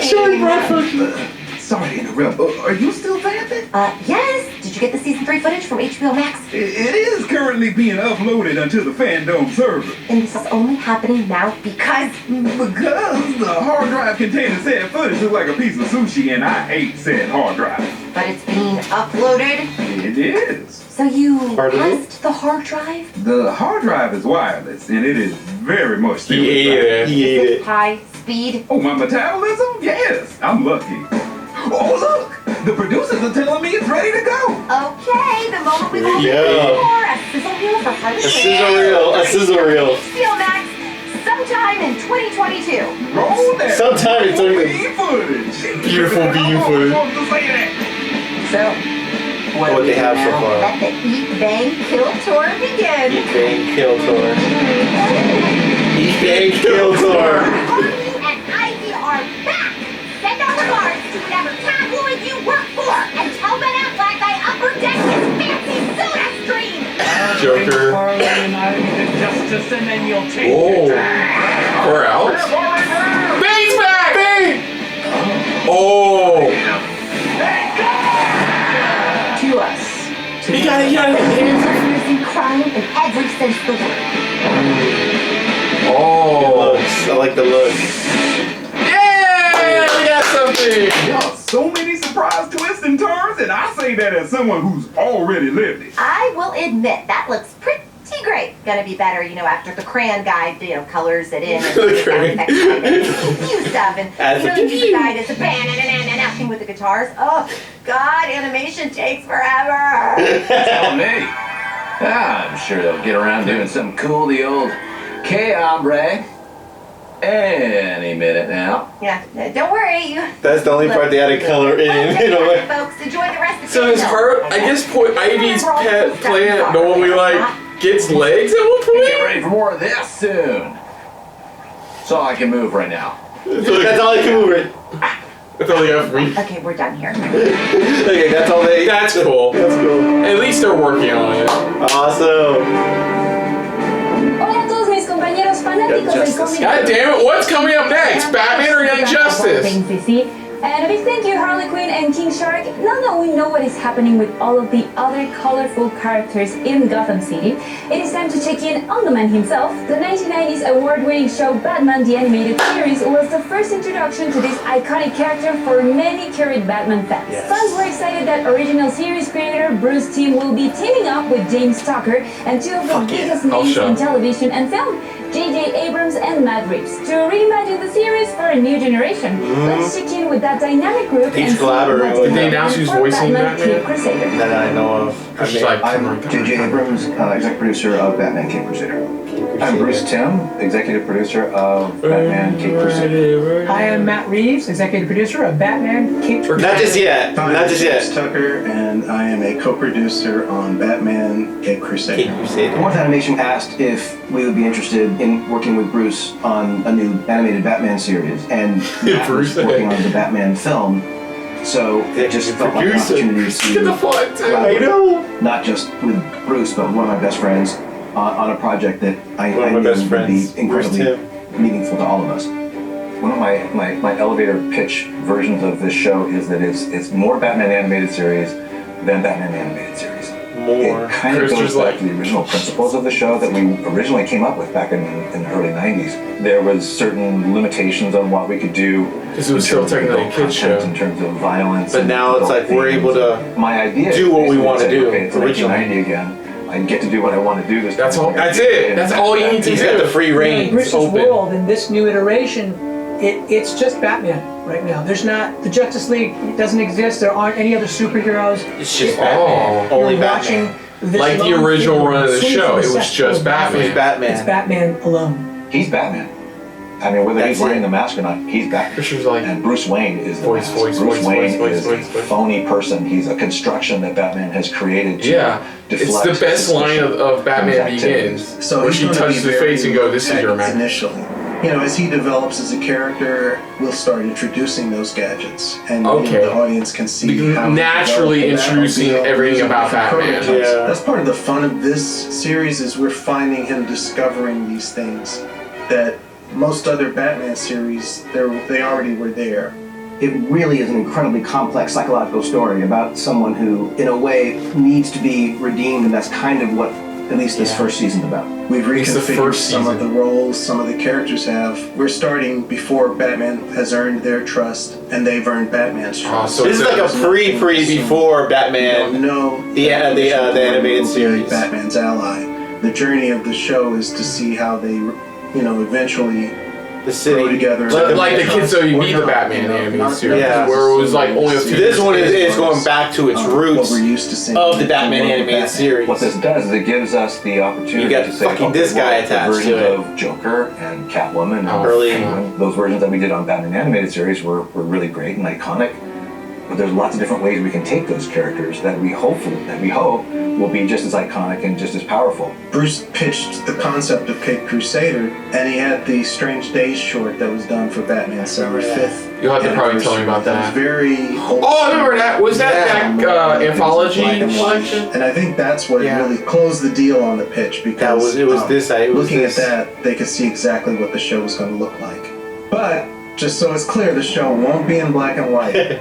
Unless I can talk Bruce into doing a special episode. This new iteration is very much born of a noir sensibility. Definitely heavy on the German expressionism / film noir kind of styling, set in the kind of timeless 40s world. If anything, we're probably going to lean into that even more in terms of authentic clothes and hairstyles and hats and vehicles and architecture. The way we deal with the characters is going to be quite a bit more modern in terms of inclusivity, representation, things like that. Cape Crusader is something that, I feel honored to get to be part of the creative conversations, to get to help and support along with Matt, not just the vision for how they want to do it, but even in using new technologies, the opportunity to take advantage of literally techniques that didn't exist back when Bruce was doing the animated series. It's an honor, and I'm thrilled to be able to work on this, but to be honest with you, the most exciting part is I can't wait to see how it turns out. I can't wait to see all of this come together. I'm a fan, and I just want to see what Bruce does. Great fucking producers, man. Hey, Chris. Yes. Both of those. I have both of those. About to hit the last DC fans supposed were announced half all hour. these announcements and surprises. Now, going into its 4th season, Young Justice is a fan favorite series focused on the paradox side of the DC universe, taking place God damn it, I really I need a recap. I need a series recap. Miss I'm like, Martian, Satana, Beast Boy, and more as they take on an ever-evolving DC universe. Last season. And this just in, you can watch the first episode of the new season for free after the show on DCFanDome.com. What?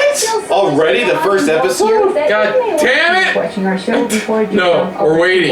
We're waiting on Until that. then, We'll save that for tomorrow. Season 4 of Young Justice. So literally, they have the season premiere episode available already. Once this is done. McGann, Connor, and Garfield are on their own. And right now, fighting bad guys is the least of their worries. At some point, we decide who we are. No one on the team is perfect. You broke the rules. Makes me want to break some rules too. And sometimes, being a superhero isn't so super at all. I hate this voiceover. You never prepare for it. Some things you can never get over. What do I do? Pull your energies into me. But heroes you love always fight for what's Oh my gosh, do we get another Yeah! That's one of the funniest episodes. That was my favorite clipboard. That was my favorite clipboard! That was one of the best episodes. One of the funniest ones. The air arrows. Oh, this motherfucker is back. Yeah. We decide who we want to be. Man, for a minute, I thought I lost you too. Will alter the DC universe forever. Young Justice Detectives, now streaming. I like it. So, okay, she said season premiere is on FanDome After FanDome's over. FanDome is the only. DMZ isn't the only DC project from the brilliant Ava DuVernay. She's also bringing the fans Naomi, inspired by the amazing DC comic of the same name from writers Brian Michael Bendis, David Walker, and artist Jamal Campbell. Naomi stars this incredible actress, Casey Wallfall. Hi Casey, great to see you. Hi Candace, it's so great to be here. Everyone is so jazzed for Naomi, and I am loving the diversity that's become the norm in the DC universe. How does it feel to be a part of the DC family? It's an honor to be a part of the DC family. I, for so long, have watched shows like The Flash and a bunch of other DC TV and movies, so it's really special to me and very full circle for me. And everyone who I've talked to within the DC universe has been incredibly welcoming, which makes me really happy, and it's been so exciting. I'm really excited for people to see this character that is so special to them within the comics on TV, and since she's so fairly new to the DC universe, there's a lot of room to grow within the character and within the story, and it's something that we haven't seen yet within the DC universe. How did you prepare for the role of a teenage superhero? Preparing for the role of a teenage superhero isn't so hard for me because I started the show when I was 16. Naomi is 16, I'm 17 now. So our lives, they often overlap as I'm reading the scripts. I get to pull from my family and my friends and things that I'm going through. And when you're a teenager, it's really crucial when you're figuring out your identity and who you are and what you like and what you don't like, which is a lot of what goes through Naomi's head throughout the story. It's a superhero show, but it's also a coming of age story. When it comes to the part of preparing for the superhero part, I can't relate to the supernatural part of the story, but I can relate to being a good person part of the story. and doing good deeds, which is a huge part about being a superhero. And I've also read the comics. When I first booked the show, I got the series of the comics, and I've also read the Justice Leagues that she's in, and I'm an avid reader, so getting into comics is something that the show has started me on. What makes Naomi different from the other female superheroes out there? Well, as I said before, she's a fairly new superhero, so there's a lot of room for growth, but honestly, she's a young female black teenage superhero, which is really special because that's something that we rarely see a character have their own comics and to have on TV. And I think what also sets her apart is her character and her heart. She's incredibly confident. She loves the people around her. She's incredibly driven, incredibly smart, and isn't afraid to show it. And although there are a lot of Naomis and people like Naomi in real life, those aren't always shown on TV, so I think it'll be really special. I also think what makes it different is the unique characters within the setting of the show. And the creatives in the team and the crew and the cast, they make it even more special, so I'm really excited for people to see the show. Thanks, Casey. Thanks so much for being here. Let's give the fans a little teaser of what's coming their way in this DC News Flash, featuring Naomi. Now, are we ready to begin?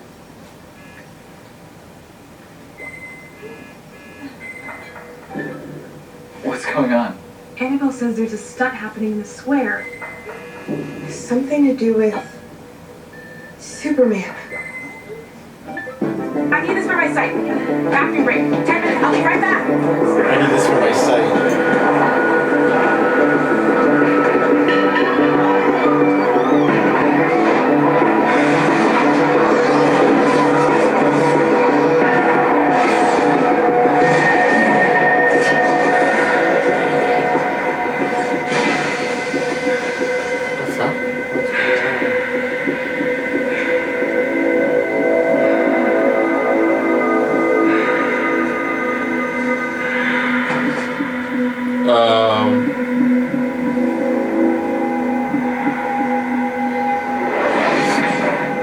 Oh, that was cool.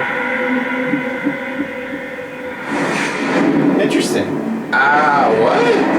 I have to read more about her character then. I See mean, what's going on. yeah. Because I have to read more. We have to read more. And understand who she is.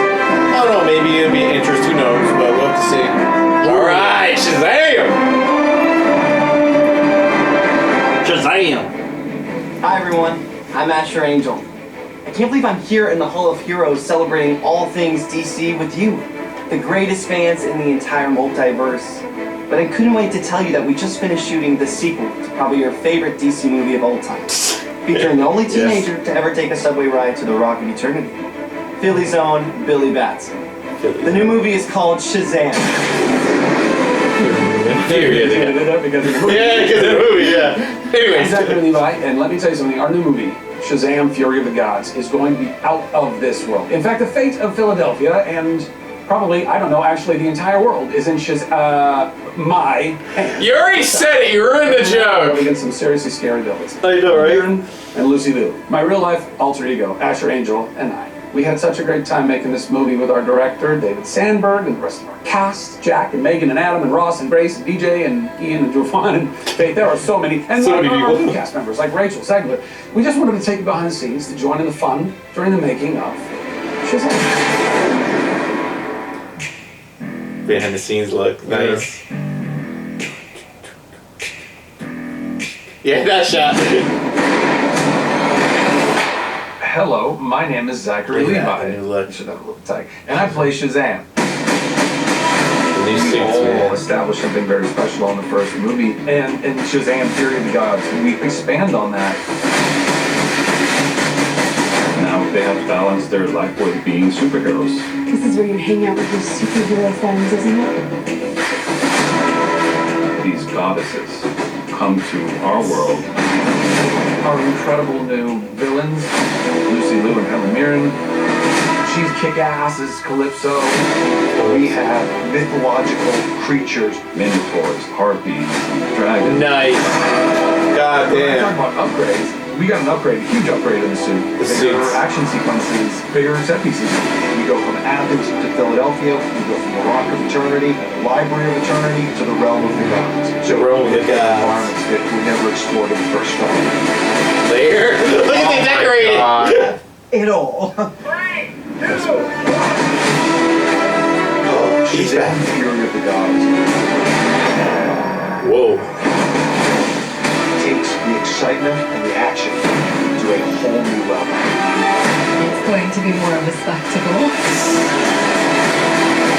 It's fun all around. You're in store for a treat, y'all. Y'all. That is 2023. I forgot it's now. Yeah. All this talk about Batman, we must not forget that much of the Cape Crusader strength comes from something other than his muscles or Bruce Wayne's billions. Alfred Pennyworth as a huge I gotta watch that support freaking series. as both Batman's butler and father figure. Yes. Pennyworth, the DC origin series, answers just that, as it follows a young Alfred Pennyworth who goes to work with billionaire Thomas Wayne in 1960s London. Let's take a closer look in this DC Spotlight. Yeah, watching the first season, man. It was actually really good. Hello, DC FanDome. We've had so much fun making Pennyworth over the past 2 seasons, and we just wanted to He thank sounds you like a so young much. Michael Caine. Is that weird? On a personal note, it's been a dream for me to play this character, and I really will never forget it, so thank you so much. Whoa, whoa, whoa, whoa, whoa. It sounds like you're saying goodbye when actually we've got some really exciting news to share, haven't we? So why don't you... That is true. I will. As you can see, we're on set, and we are officially in production for season 3 of Pennyworth, three, which yeah, I is now watched a Max original series on HBO Max. Oh, so it's gonna be to You'll HBO catch up Max. on the first 2 seasons of Pennyworth on HBO Max early There you go, Chris. 2022, Start and watching all that new shit. season Oh, 3 early premiere there 2022. later that same year. We really can't thank you enough for your love and support, and it's because of you, the fans, that we are back, and we can't wait for you to see what we have in store. Season 3 will dive in deeper on the lives of Alfred, Martha, Thomas, Bet Sykes, Lucius Fox, and all the other Pennyworth characters, as we find out more about their involvement in the evolution of the Batman canon. And there's a 5-year time jump. Oh, alright, that's a Oh, bit 5-year time jump. Well, That's a bit too much. That's a bit too much. On Pennyworth season 3, and we can't wait for you to see. It's going to be a fun and revealing ride ahead. We and everyone here at Pennyworth are so happy to be back, and we'll see you very soon on HBO Max. Yes. So 2022, it's all coming to HBO Max, because it was all stars, that's why. Around the Hall of Heroes and found a secret passageway, and I'm literally in the Batcave, guys. Now, if you're a DC superfan, and I know you are, then the mere mention of the Batman gave you chills up and down your spine. And I know you can't tell, but right now I'm doing backflips on the inside. Bat fans like myself have been waiting impatiently for this one. So without further delay, let's check in with Matt Reeves, Robert Pattinson, and Zoe Kravitz for a look inside the production of this much Inside the anticipated production. film. Okay. So we're probably gonna get like behind the scenes and then dive into the first trailer, the new trailer. First official trailer.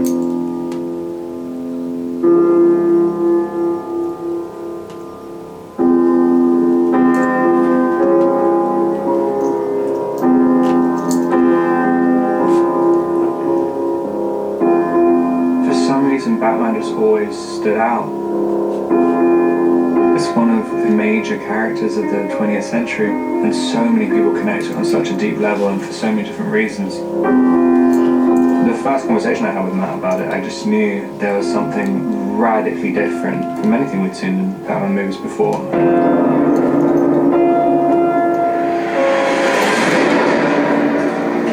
I felt that we'd seen lots of origin stories. We'd seen things go further and further into fantasy. And I thought, well, one place we haven't been is grounding it the way that Year One does. To come right in to a young Batman. Not be an origin tale, but refer to his origins and shake into his core. Right from the beginning, there's a desperation to it. He's really working out this rage. All the fights seem very personal. What's so wonderful about this world is the exploration of the gray area. Catwoman really wants to fight for those who don't have someone else to fight for them. And that's where Batman and her really connect. He wants to inflict his kind of justice. He's just compelled to do it. There is no other option.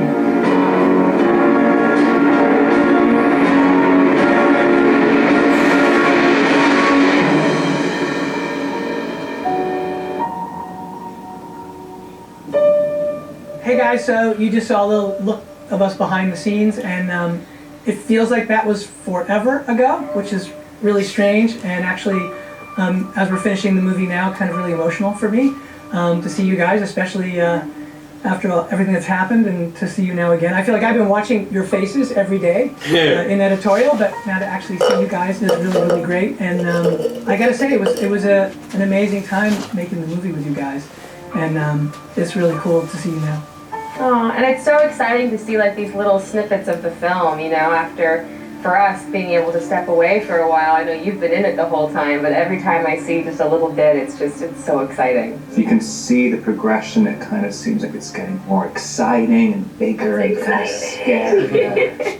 There was just something very special and magical about the way you guys played off of each other right from the beginning, and so I just knew right away, I was like, oh, wow, there's just a really neat, like I know you guys are friends, and so there was a great chemistry right from the beginning that I just felt like there was a connection, which you naturally had. And I feel like when we were filming, obviously that came out more and more. I mean, do you guys remember when we were doing that crazy sort of, I guess, screen test, I guess you would call it, you know, when you guys got together for the first time? I definitely remember, because that was basically my audition, right? You know, Rob was already cast, and that was my audition, and I was really nervous, and I remember you gave me like the hardest part of the audition, to be honest, was the helmet.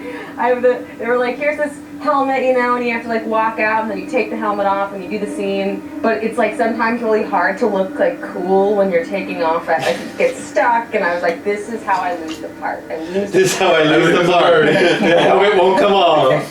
And it was just the opposite. Do you remember your first day, Rob, when you were wearing one of the actual bat suits? When Rob and I first got together, like we'd had all those conversations, and then just by virtue of what it is, it's Batman, the studio's like, well, we always do like a screen test, which is so like, you know, kind of the same thing you guys did. Rob did first by himself and literally was wearing, I believe, Val Kilmer's bat suit. Oh, yeah. Wow. Which, by the way, like the moment you put it on, like that was kind of a crazy moment.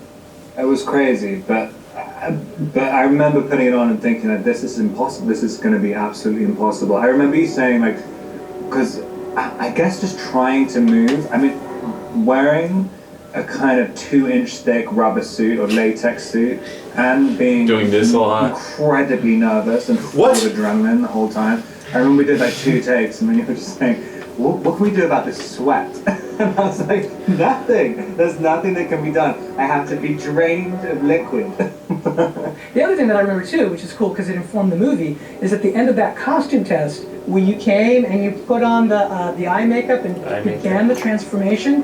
That moment for me, that was when I was like, oh my god, it is so you. Like, it was just such a cool. And I remember you guys saying afterwards to me, you were like, I don't know what I just did. I said it was amazing, which it was. It was really, really cool. But I really did think, oh my god, this version of this character, this guy who's sort of almost like, if you think of Bruce Wayne as like a recluse rock star in a decaying manner, there's this part of me that so saw you as that, and I had no idea that you would be interested in playing the role at all. And I thought, what if Rob doesn't want to play Batman? This will be a disaster.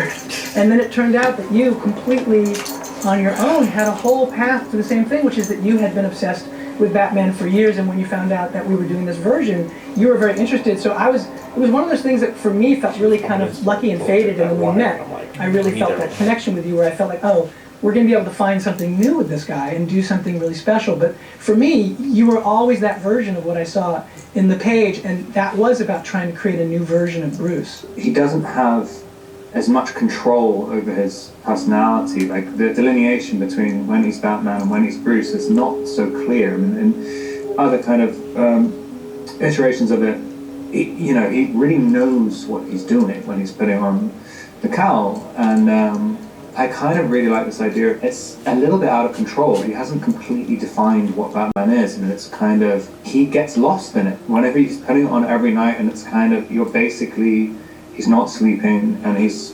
becoming this quite sort of odd creature. Like just finding the right, literally how to move as Batman, how to talk as Batman. I mean, that was what was fun for me even when you guys first met up. I was like, oh, so this is the rhythm of what it'll be like when you guys talk to each other. Like even something as simple as that, and like the way you came in with, like you had for me, so you had an attitude that was so Selena, right from the way you came in. I obviously, understand the gravity of a character like this and what she means to so many people, but what felt really important was to really focus on the story that we're telling in this moment, and try and create a real human being.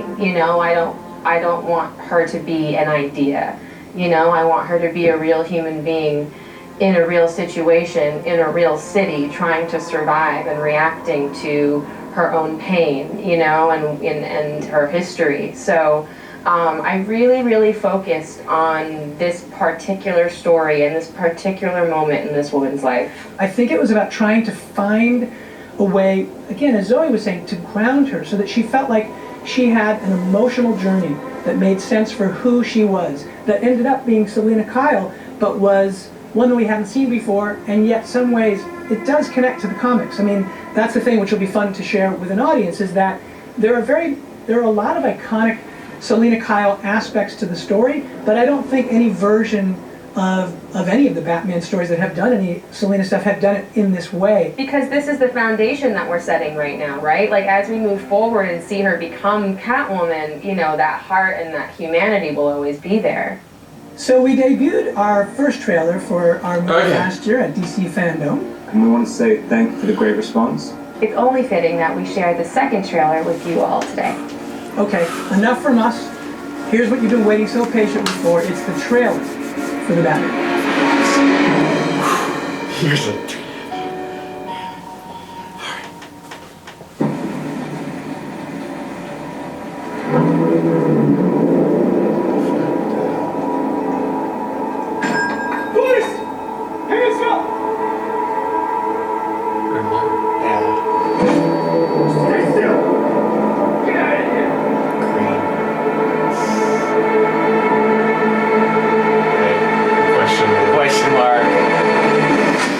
That's cool. Fear is a tool. When that light hits the sky, it's not just a goal. It's a warning. Oh! damn. Oh, right in his hands. Left trying to reach you. Where'd it go? This is about a game. And prisoners to match. I can take care of myself. If this continues, it won't be long before you've nothing left. I don't care what happens to me. It's only gonna get worse for you. Oh, shit! Damn! Take it easy, sweetheart. Anything they say, mention. Maybe we're not so different. Who are you under there? Oh, shit! I'm vengeance. I'm vengeance. Oh! The car, man. Oh, shit. Black. And blue. And dead. All over.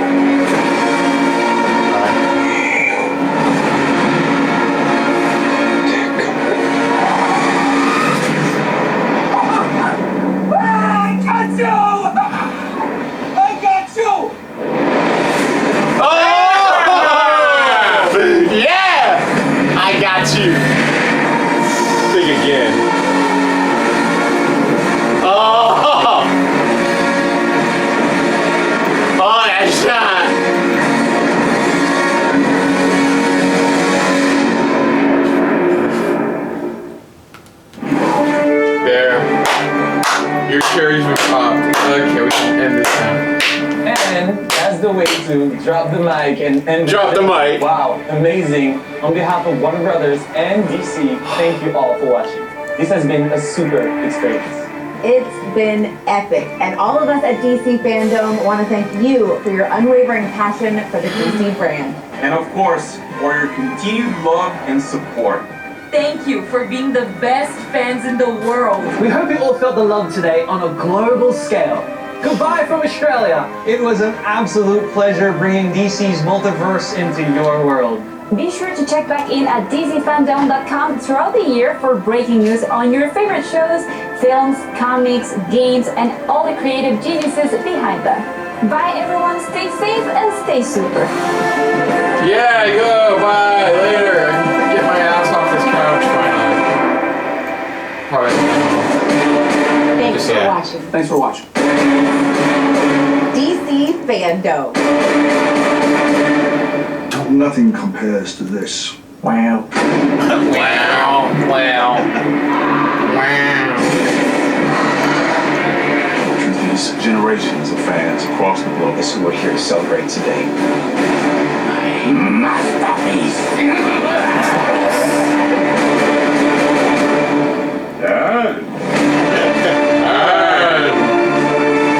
FanDome, times are changing. That we take on to the next generation of fans. That's awesome. And at the end,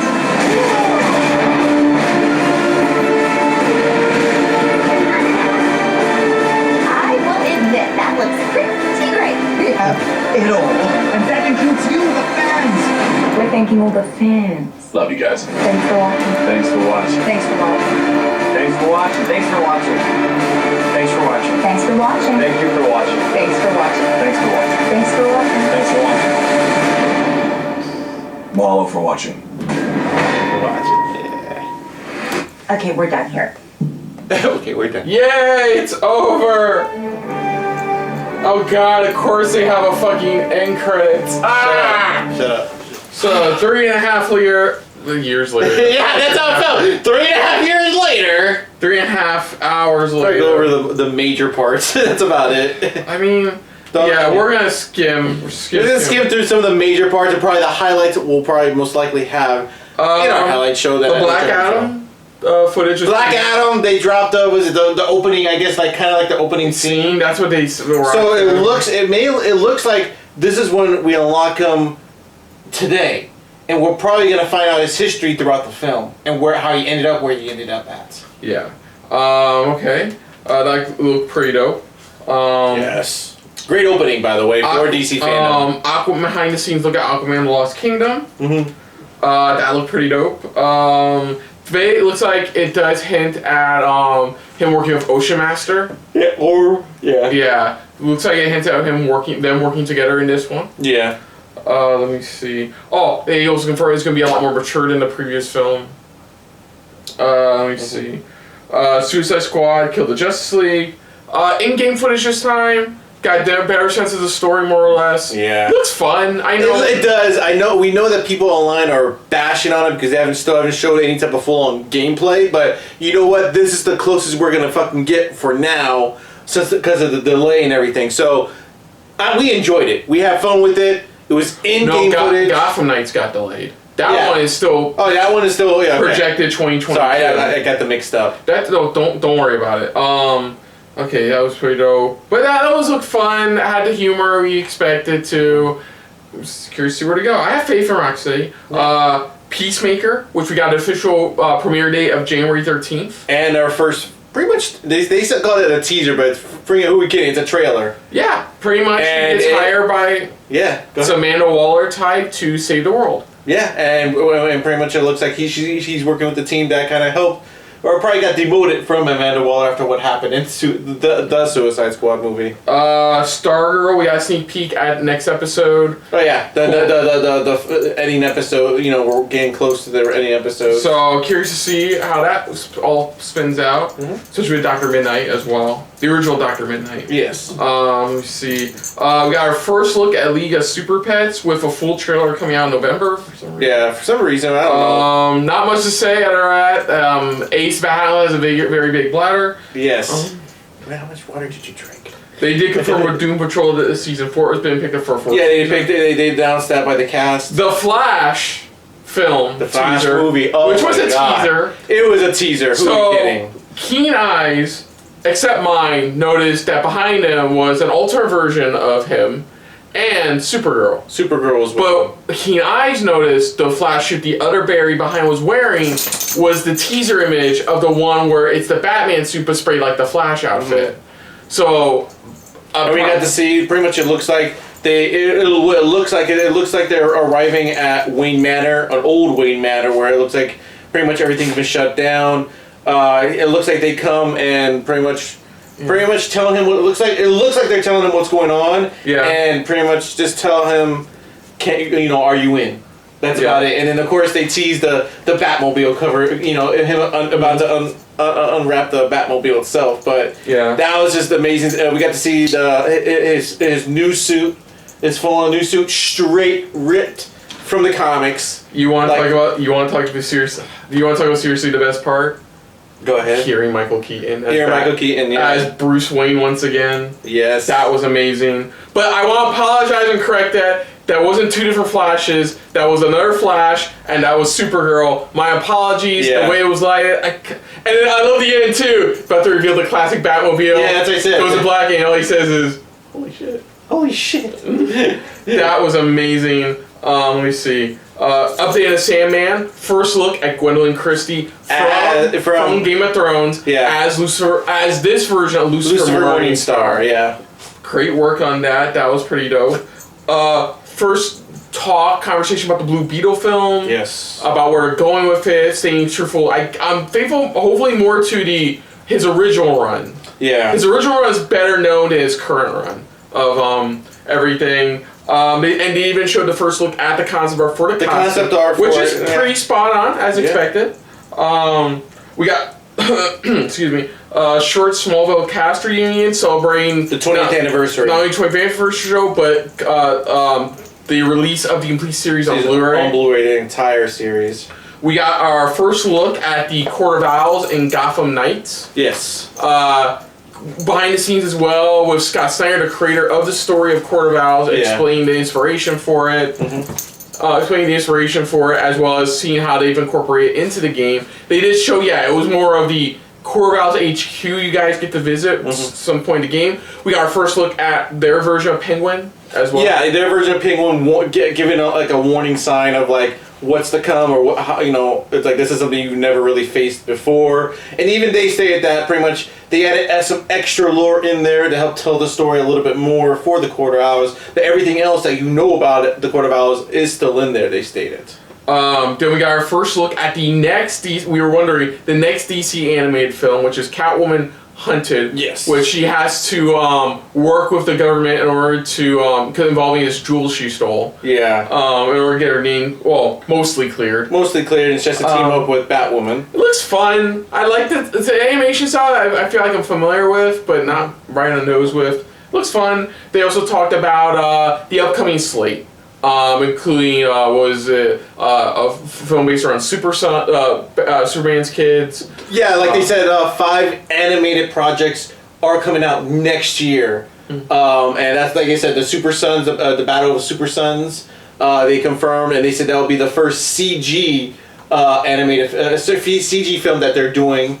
And again, it's like was it? It's who's producing it this time around? Warner Media. They stated it was like more closely on par with this. Yeah. Cool to see where we go there. First look at Batwheels, which is pretty much just cars, but in the DC universe. Yeah, that's all it is. More of a conversation about the Batgirl film, the exclusive HBO Max film, Batgirl. Yeah, going over is like they're in pre-production right now, getting ready. Nothing really much to say on that. Just a lot of talking heads for that one. Talking heads on that one, just going quick over and concept talking. art shot of it, but that's really and confirming she will have her iconic red hair. Yeah, that was one thing. Yeah, that was the one thing that you were talking about. Titans, season 4 confirmed. Also sneak peek at the season 3 finale with a little tease of like of a riddle, pretty much of a secret question that Tim was the only one that really knew. Harley Quinn, we got our first look of sorts at season 3. Right now, pretty much an idea of it's an early production, so they don't have a lot done. But basically, it's focusing on their relationship now, as well as more hijinks with them and the crew. So that should be fun overall. Yeah. Let me see. Stop recording. Let's see. Oh, you can talk about this one. Talk about where we're going with Batman Cape Crusader. Yeah, talking about pretty much how we're getting more of a serious Batman compared to the animated series.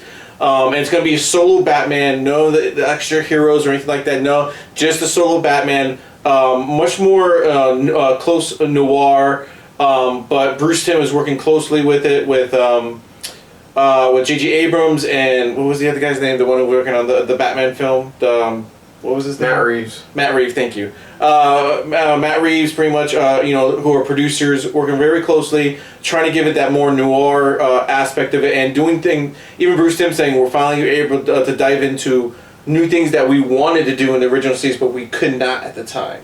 But now you can. So that's what they pretty much were talking about and going over. And I'm super excited. I can't wait for that.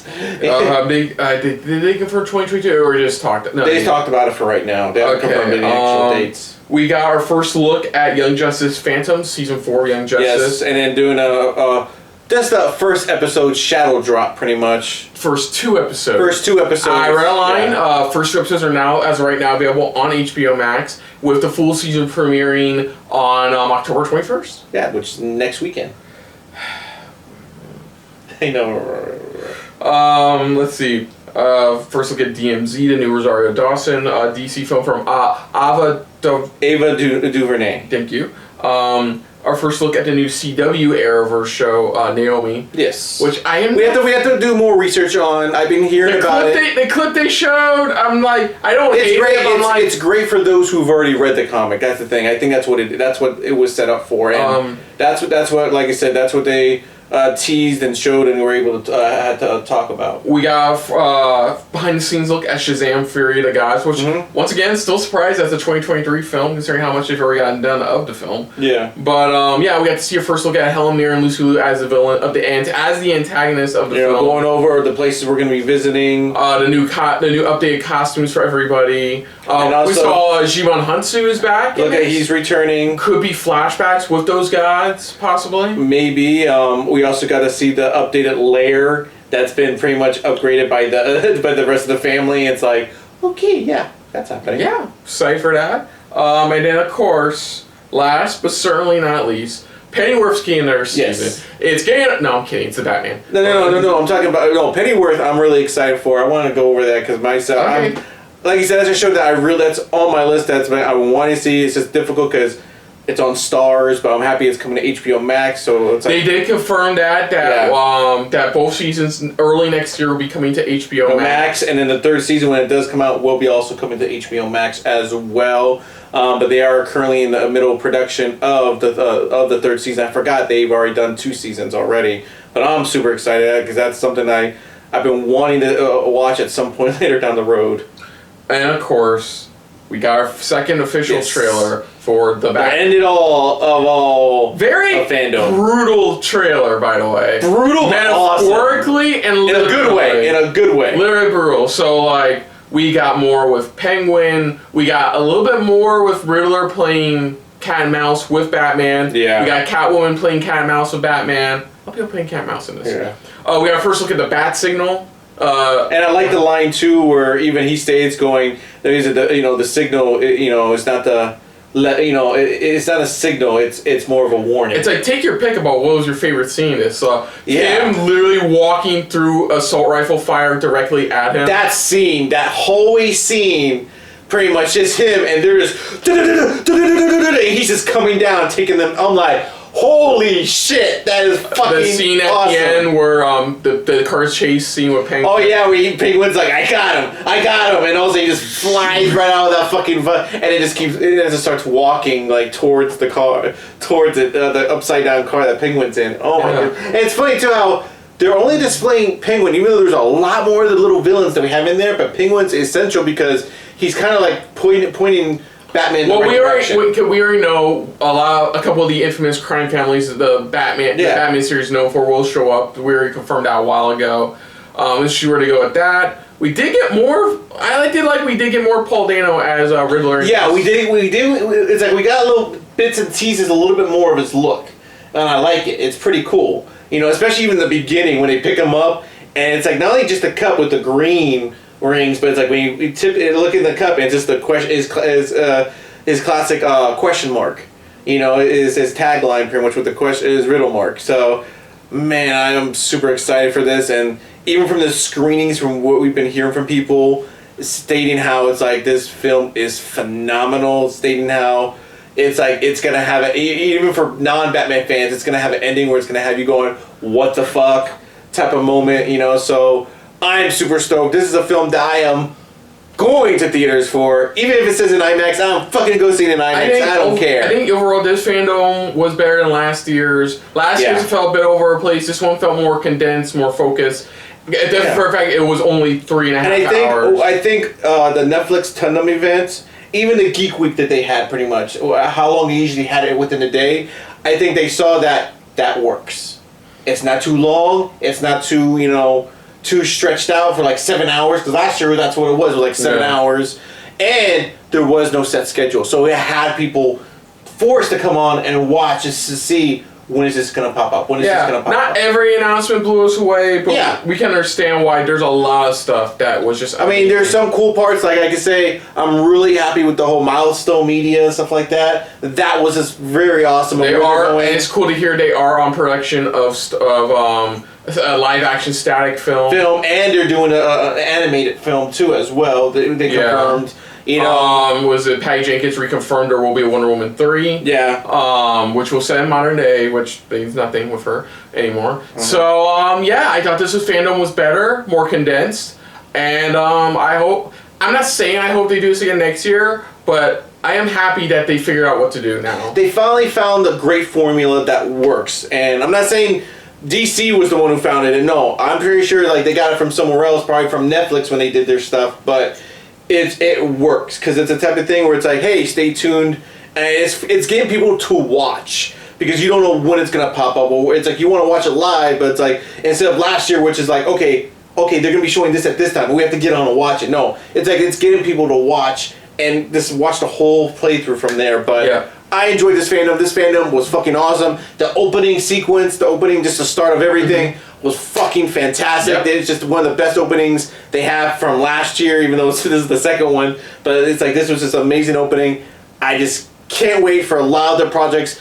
DC is going to be filled up in the next year, jam-packed with animated films, live-action films, and just the rest of the TV shows galore. And I am super psyched. Next year is DC's year. God willing, I'm hoping, I'm praying it kicks ass next year, man. So other than that, folks, if you're new to the channel, you can hit the like button. If you want to talk to us more about stuff like this, comment down below. If you want to share us around, share it around. And if you like us just a little bit more than anybody else, when it comes to talking about, or when it comes to him talking about DC fandom related items, hit that subscribe button down below and hit that bell icon as well. Let us know what you guys thought of DC fandom. If you watched it all fully through, what did you guys think of it? Did you have any favorite moments, parts, cool little segments? Again, in our highlights, like I said, we only went over the stuff that we knew or have watched, kept up with. So if you were expecting to see highlights from maybe our reactions to maybe certain Arrowverse shows, like I said, we are behind, and that's on our list of things to start watching and getting caught up and getting ready for the big, or at least, you know, the return of the Arrowverse shows this coming month or so. But again, put down what you guys, your favorite trailers, favorite moments in this DC fandom. Put down what you thought of our reaction overall to our, not only our highlights, but also to DC fandom. But most importantly, we thank you for watching. So, of course, on the next episode of SRBTV, dealing with DC-related items, of course, as you guys saw, look forward to our reactions to the Season 3 finale of Titans, the next episode of Stargirl, as well as, of course, we promised you, and we're going to keep to it, Young Justice Season 4, which apparently is right around the corner now, and I had no idea. Yay. Yes. So until next time, though, I'm Kristen. I'm Christopher. And this has been a very DC-filled episode of SRB TV. See ya. Later. Hey guys, thanks for watching. If you want to check out any of our previous reactions, as well as one of our other SRB shows, check out one of the playlists down below. And if you want to check us out in the social universe, you can find us on Twitter and Stardust at Super React Bros, as well as on Facebook at Super Reaction Bros.